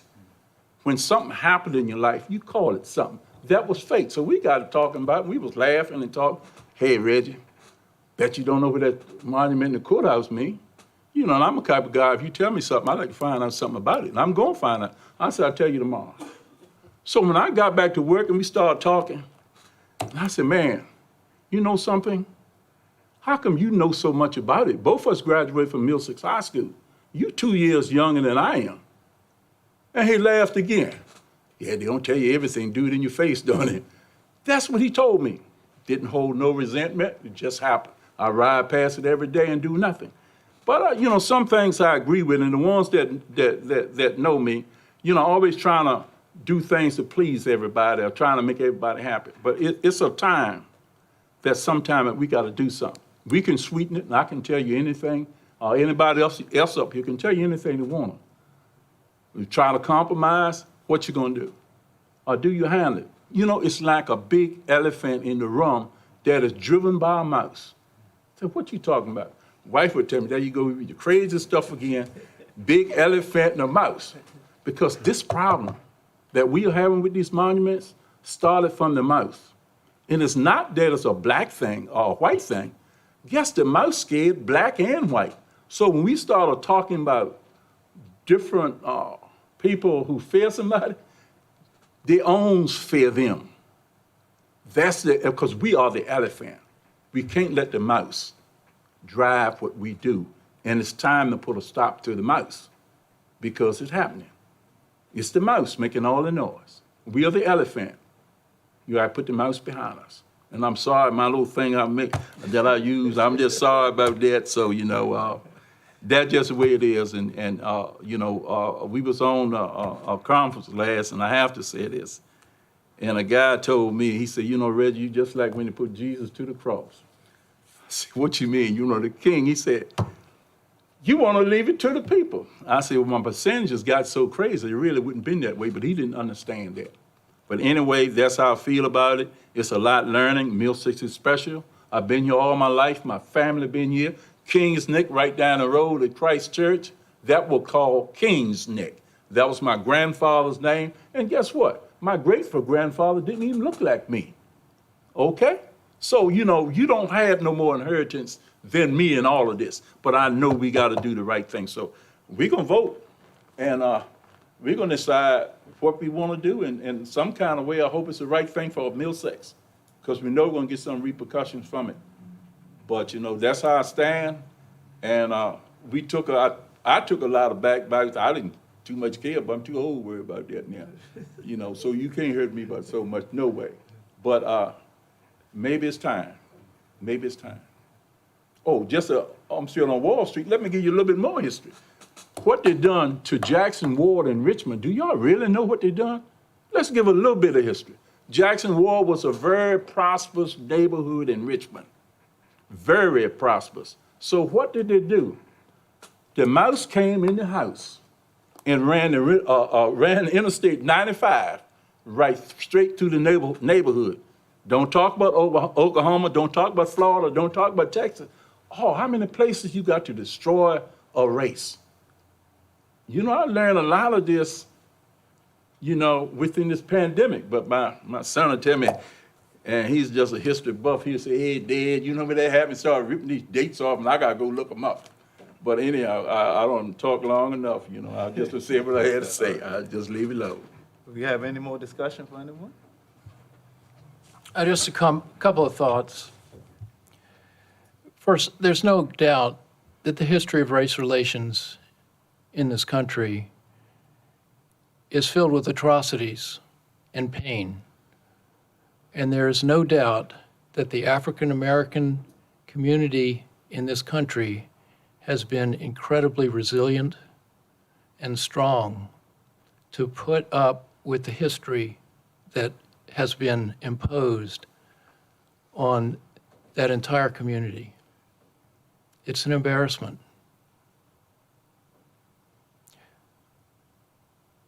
But I don't believe myself that erasing rather than educating will create a better future for all of us.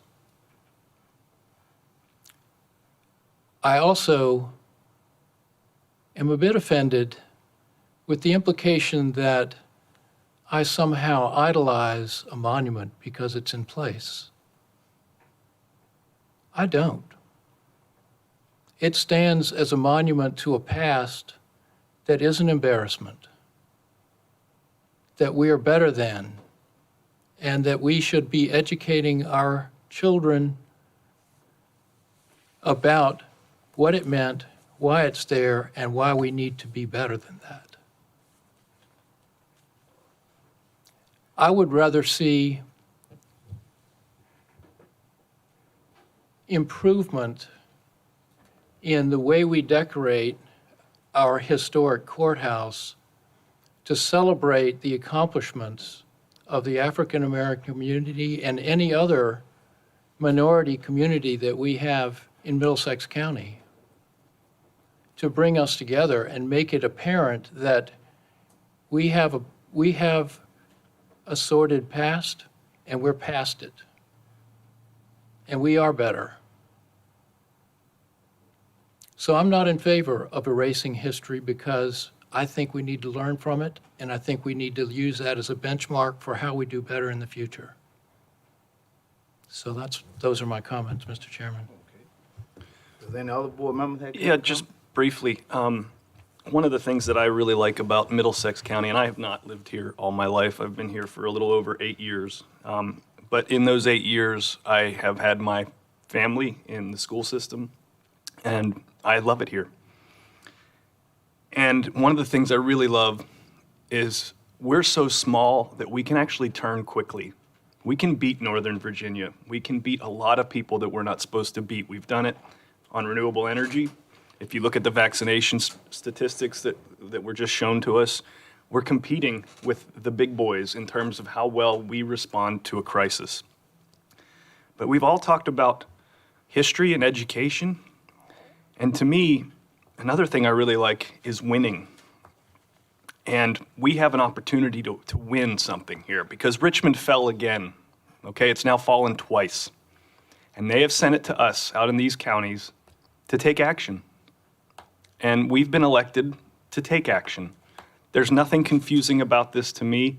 We're not erasing history, we're actually creating it. And the question is, are we gonna be the first county? Nope, we're too late. Are we gonna be the 7th county? Nope, we're too late. Are we gonna be the 95th county?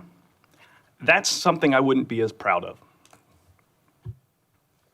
Well, everybody spoke, so I'm gonna speak too. I've been here all my life, you know, been born and raised here, and I've seen a lot. I was at the elementary school when they first, well, before integration started.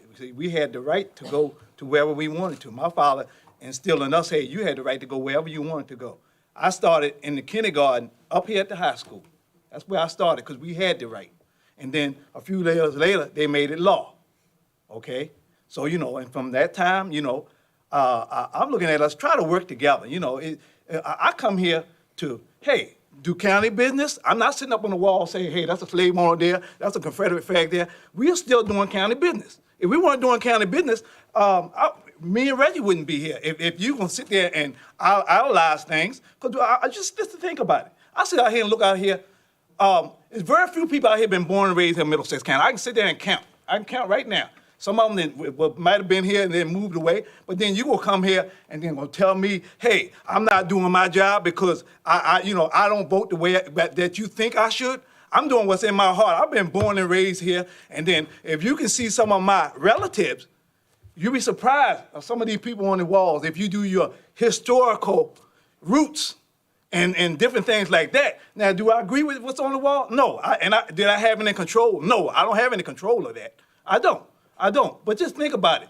By me moving that, taking anything off here and doing that, is that going to change history? No, it's not going to change history. And when we're still doing business here, we're still running the county.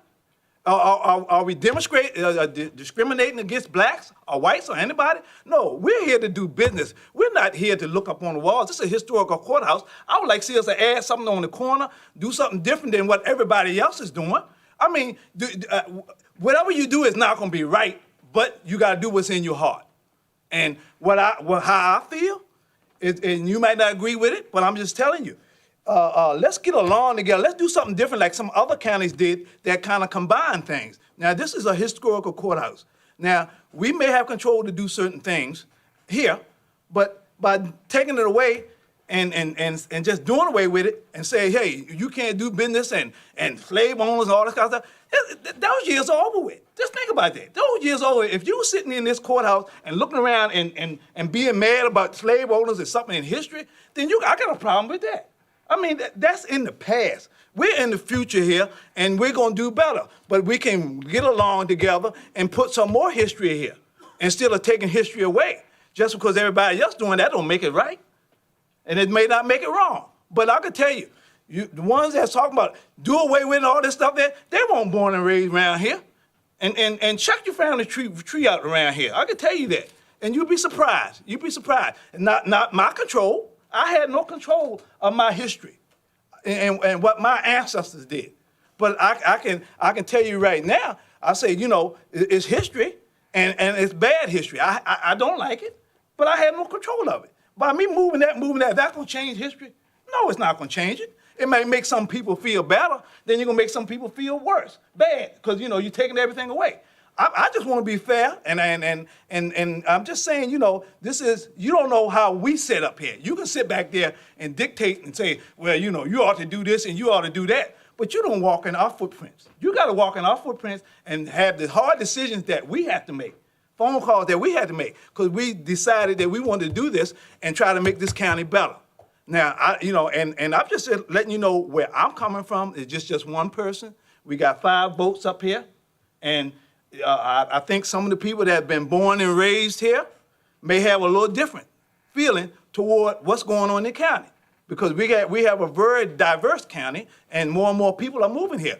But I'm gonna tell you, you gotta be born and raised here and have some roots here and have people that you know here that you had no control of.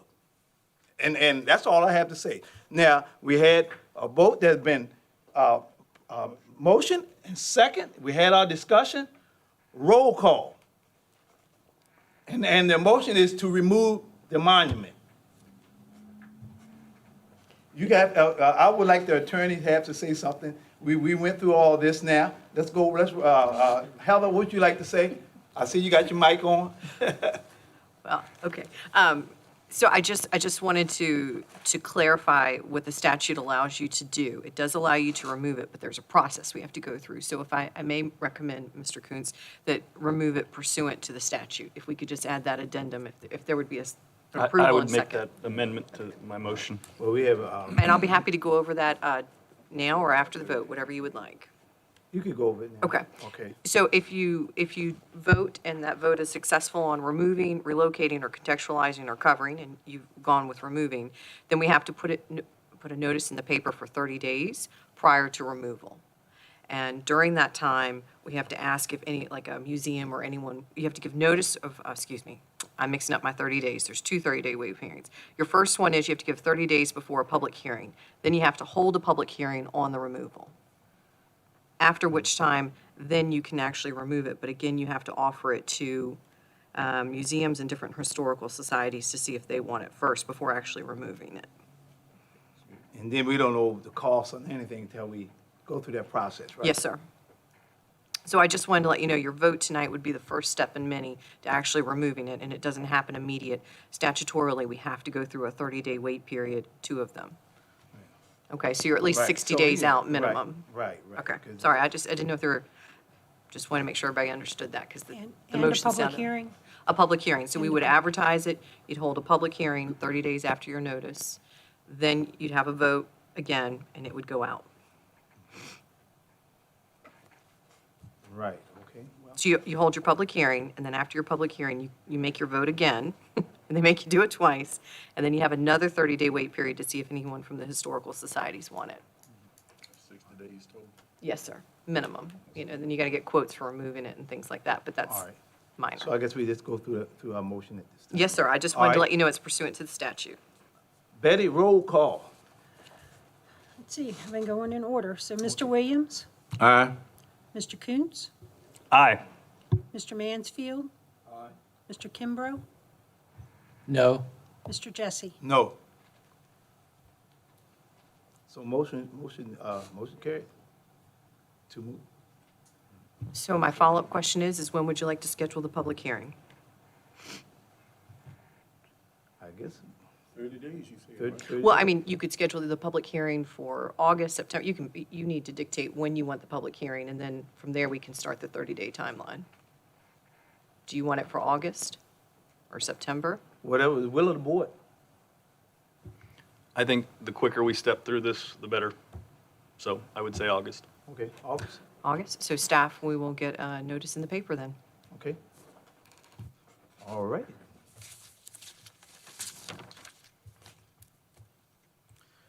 So next, we don't need the D.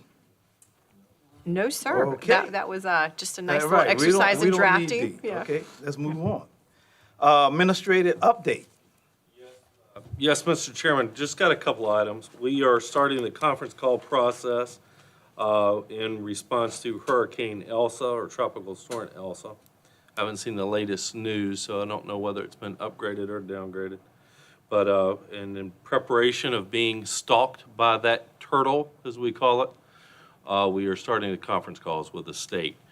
And that will probably last throughout the better part of the week until the storm passes us on Friday.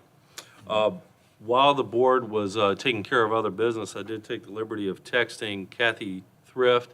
She did not extend the tax deadline. She would need board approval to do that. So it's still the same tax deadline. I think she'll try to work with people as best she can, but she encourages everybody to pay their taxes on time. And also, I reached out to HRSD. The force main size was, as reported last month, 3 inches. And, Mr. Chairman, I've got another item, but I'd like Ms. Anne Marie Riccardi to have the floor, if it's okay with the board. She has a couple items she wants to Just brief. briefly, if I may, Led, I think the line that's 3 inches, that little yellow line that I mentioned up towards, do you remember that question in the topping? There was green and then that little yellow line that came back. I think that's the part that's the 3 inch, but.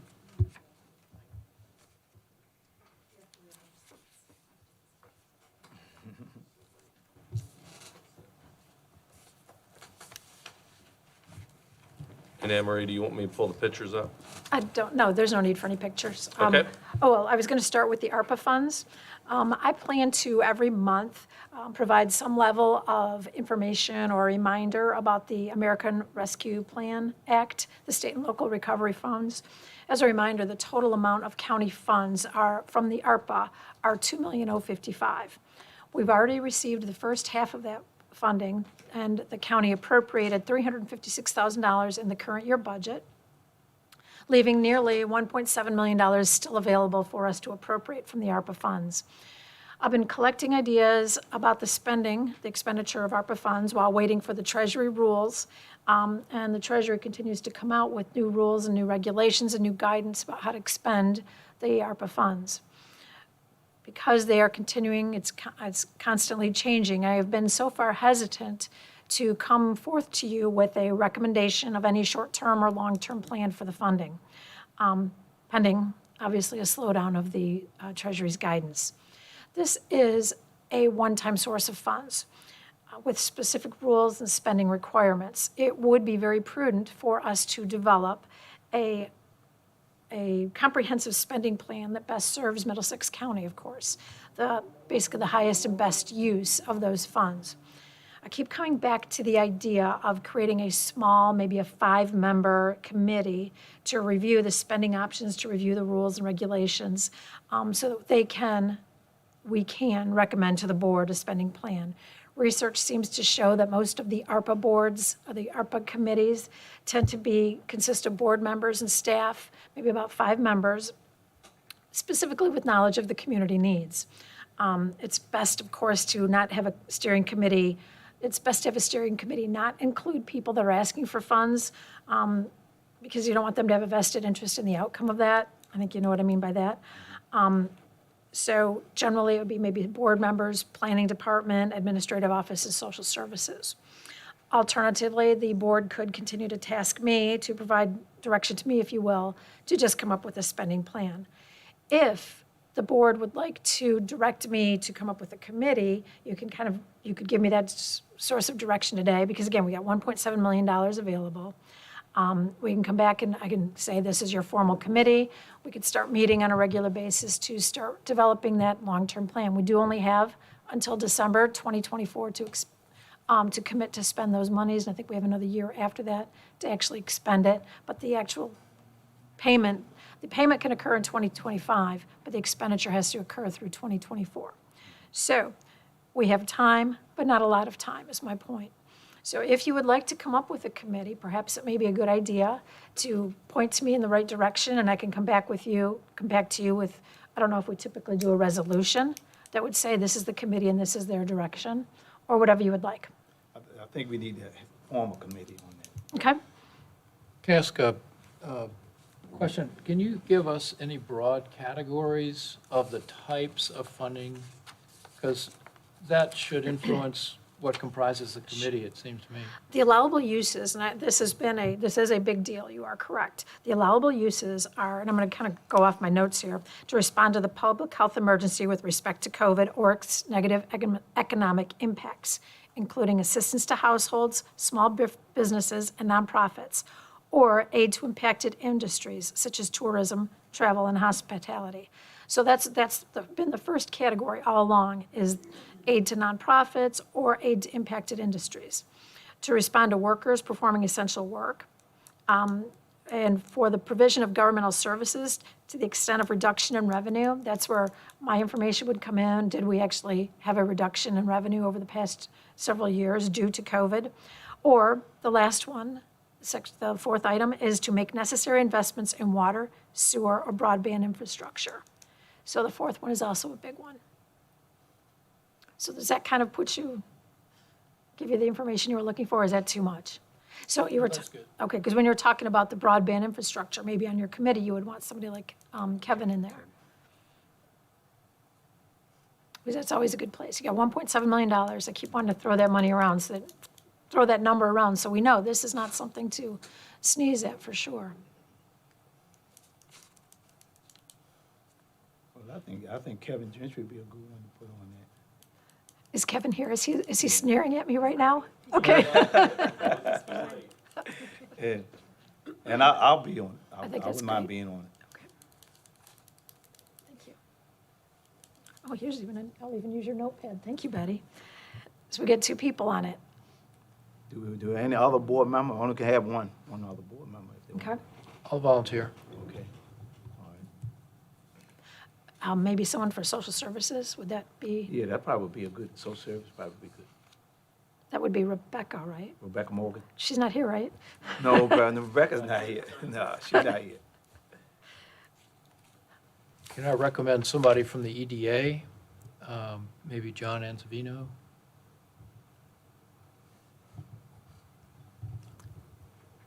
I don't know if he'd be willing to do it, but he would be a good addition. I can certainly write it up that way, and then I would continue to be the staff liaison for this committee, if that's okay. Yes. Is that something you would? That'll be, Okay, well, that'll be fine. okay. All right. And Anne Marie, it's my understanding that the town of Urbana has their own funds this time? That is correct. So, okay. So they don't get to be included in this. Who'd I miss? Oh. All righty. I'll write it up for the next board meeting then, or is there something formal that I need to do other than this? Yeah, that's good. Yeah, consensus here. This is it? We're good. Okay. Mhm. Thank you, Anne Marie. Oh, my second item. Thank you. I was trying to take all the notes, so I didn't forget all that. My second item is, this is very brief. This is about the Cook's Corner update. I just wanted to update you all. In your packet is a summary of the status of the Cook's Corner office complex, HVAC, electrical, and gymnasium improvements. There's no action needed, but just kind of a reminder, I just kind of wanted to summarize. We are meeting every month to discuss what the status is, how we're doing, making sure that nobody's getting left behind, none of the affiliated groups are missing out on what's going on at the renovation. The project is so far 30% complete based on the billing. As you can see in your packet, we did show you where the gym windows have been installed. You can see the before and after photos, making a huge difference in a lot. Gym doors are on site for installation. All the HVAC systems all the HVAC equipment has been ordered. We're expecting to get the equipment deliveries in early July. Rather important to note is that there will be a 3-week period during July where there will be an AC, an air conditioning interruption to all the offices in the CCOC. This will cause a disruption for both the employees and the guests of the facilities. The offices don't have to be closed, but for the most part, if possible, we're going to have people working from home. Trinity will work with each office individually to make sure that they know when their offices will be closed, what their 3-week period is. We will also be ordering some type of portable AC units. So they don't do much, but they can do a little bit, so that the facility will not be fully air conditioned, but the people who have to work will be able to. At this point, we still expect substantial completion of the facility and all the work by December 24th. So that's about all I've got for you at the moment. Unless you have any questions. Again, we meet every month, so we'll be updating you on this every month as well. You'll continue to hear this voice.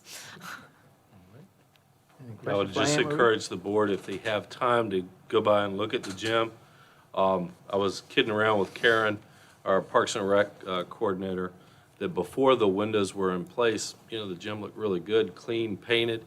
Now that we've got the new windows in, it may need a paint job. It's a lot better light in there now.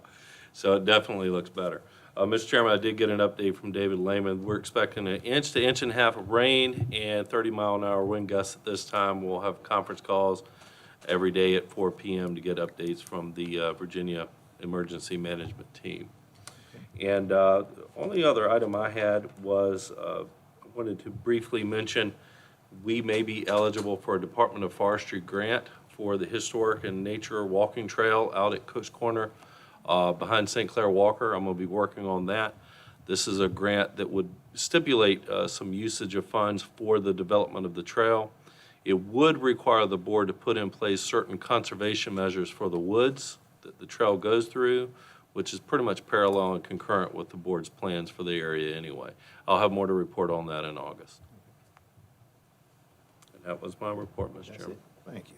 All right, next, county attorney update. Yes, Mr. Chairman, I apologize. I was on the spot. I was all prepared on a different avenue on this, on the previous matter, and so I was quickly rereading. And so forgive me. Pursuant to the statute, you've got to give 30 days notice of your public hearing before you remove the monument outside. So the earliest we could do it would be September, because even if we put it in the paper tomorrow, I can't meet the 30-day deadline. Right. So with your permission, we'll get the notice in the paper and we'll run that for the public hearing for the September meeting at 7 p.m. You vote again, and then again, we wait another 30 days. But I just can't meet that 30-day deadline, so I wanted to clarify that. All right. Okay. But your motion still stands because you said it pursuant to the statute, so we're good there. We did catch that. That's good.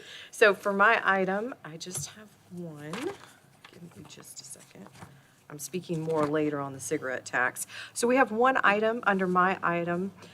This is an addendum to Mr. Walker's contract, and I'm asking the board to consider this addendum to correct an oversight and to align with the party's intent. And the portion that is being added has been underlined and is in your packet. So I'll be happy to answer any questions. Oh, and I attended a virtual local government attorneys conference on Friday it's been a week and a half now. It was really, really good information, very overwhelming. One of the things that Anne Marie and I have been talking about is redistricting and the tight deadline that's coming up with that, because we still don't have our census data.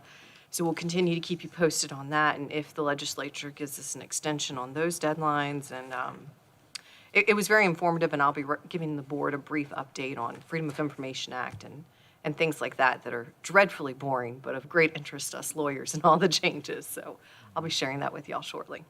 But the addendum is for your consideration, and I'll answer any questions you may have. Anybody have any questions for Heather? All right. I move that we authorize the chair to sign the addendum. All right, we have a motion by John. Do we have a second? I'm sorry, I didn't understand. There's an addendum to Mr. Walker's contract. It's page 229 and 239. Nope. Yes. Yes, 239. 239 and 240. And it was brought to our attention by phone call from the county attorney at some point in the last couple of weeks. And I've motioned or moved to go ahead and ask the chair to sign it. All right, well, we have a motion by John. Do we have a second? Second. We have a motion by John, probably second by Reggie. Any more discussion? Roll call. Mr. Coons? Aye. Mr. Mansfield? Aye. Mr. Kimbrough? Aye. Mr. Williams? Aye. Mr. Jesse? Aye. Motion so carried. Thank you, Mr. Chairman. That's it for That's it my you? part for right now. For that part, okay, all right. Next, we have unfinished business. Any board member have any unfinished business? I do, Mr. Chair. Okay. The Mill Creek Landing has been cleared. We have to do the post-dredge bathymetric survey, which Bay Design is set up to do. But we had a consultant come out, and knowing that long-term there's a need for an engineered solution, in the interim, what he recommended that we could do fairly cheaply is put up sand fence, which would basically make the sand that's trying to get into the boat ramp create its own dune. He's done work like this in North Carolina. It would be $2,000 to get 150 linear feet of sand fence and 3,000 square feet of American beach grass sprigs planted. But the idea is, even if it's not a permanent solution, it gets the county some more time to talk with VDOT and DWR, because I've been doing a lot of thinking on this, because I've been cutting through the red tape. And while I'd like to preserve an option for us to pursue making it a county asset as opposed to a DWR asset that's not aggressively managed, it may be that rather than taking it over, the solution is just working with DWR to help fund an engineered solution. I don't know that that's a precedent that they're really interested in setting. I still have to talk through that, but I don't know that our administration really wants to operate the boat ramp. So if we can just get it to where it's not filling in, that's really the goal. And then we could potentially leave it so that DWR still has their name and their ownership and their, So I'm trying to preserve options, but I'm trying to buy myself some time. And I think for $2,000, we can get a dune building that might actually be the ultimate solution. I'm never that lucky, but it'll at least buy us some time. And just full disclosure, I think we've talked about this. Last year I was able to do it at no expense. This year there was a change where I had to get a professional engineer to do the bathymetric surveys before and after. That cost will probably come in close to $3,000 as well once Bay Design finishes the post-dredge bathymetric survey. So I'm willing to go out and try to raise funds in the community to pay for that, but I'd rather spend my time doing other things that require money, and I think it's an appropriate use of county funds to have gotten us to where we are, to where the ramp is open for the summer season. But I'd also, if amenable, I'd like the board to authorize $2,000 for the silt, sand fence and American beach grass sprigs. All right. Do we have a motion to appropriate $2,000 for the beach burn? So moved. We have a motion by Lud. Do we have a second? Second. Motion by Lud, probably second by Reggie. Any more discussion? If not, roll call. Is this an additional appropriation, or do you want me to take it out of your budget somewhere? Good question. Do we have any discretionary fund? Miscellaneous? Four mics on the board has miscellaneous. You can go ahead. Do we have a sense of how much is in that fund and how much we? 4,000. Is that the old schools travel fund? No, it's board miscellaneous. It covers various things that pop up during the year. I could see us doing it either way, so All right, we'll take it out of there. Okay. Mr. Mansfield? Aye. Mr. Kimbrough? Aye. Mr. Jesse? Oh, excuse me, Mr. Williams? Aye. Mr. Coons? Aye. Mr. Jesse? Aye. Thank you all. Okay. And, for unfinished business, Heather, also up at Canoe House Beach, we need agreement about the fencing. I would like to get that on the docket so we can, next month, so we can get that straight and get it out the way.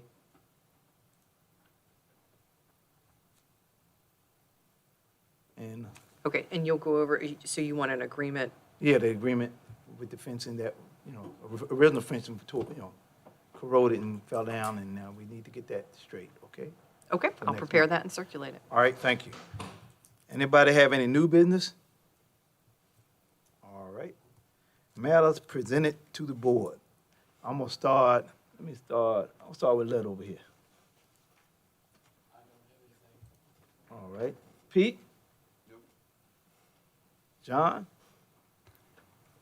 I'm just trying to think, maybe I'll get with you, Betty, after the meeting or in the pause to get you the quote from the vendor on the sand fence. I don't want to mess up any procurement, but I'll show you the quote that I have. That's all I have. Okay. Reggie? I just got one thing to say about Scott and Cyrus of Drake, Baptist Storage.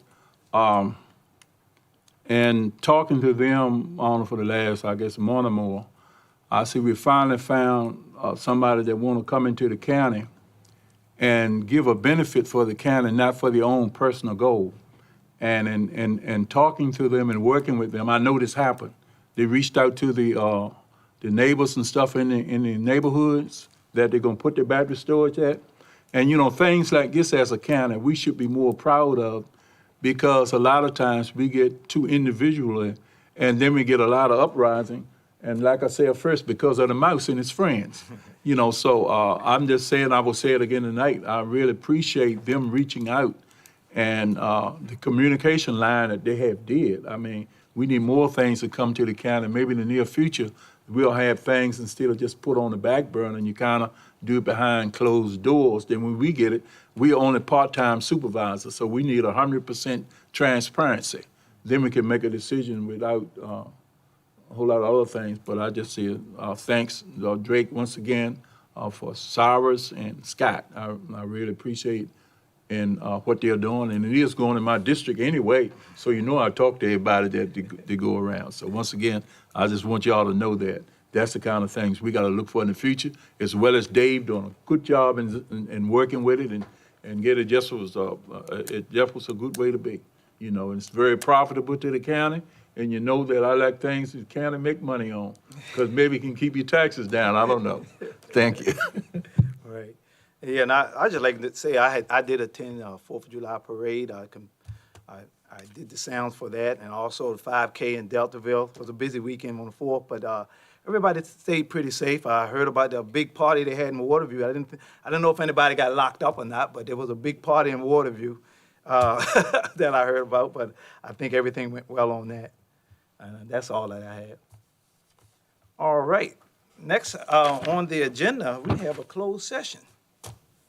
Yes, Mr. Chairman, and I expect this will be a bit of a lengthy one.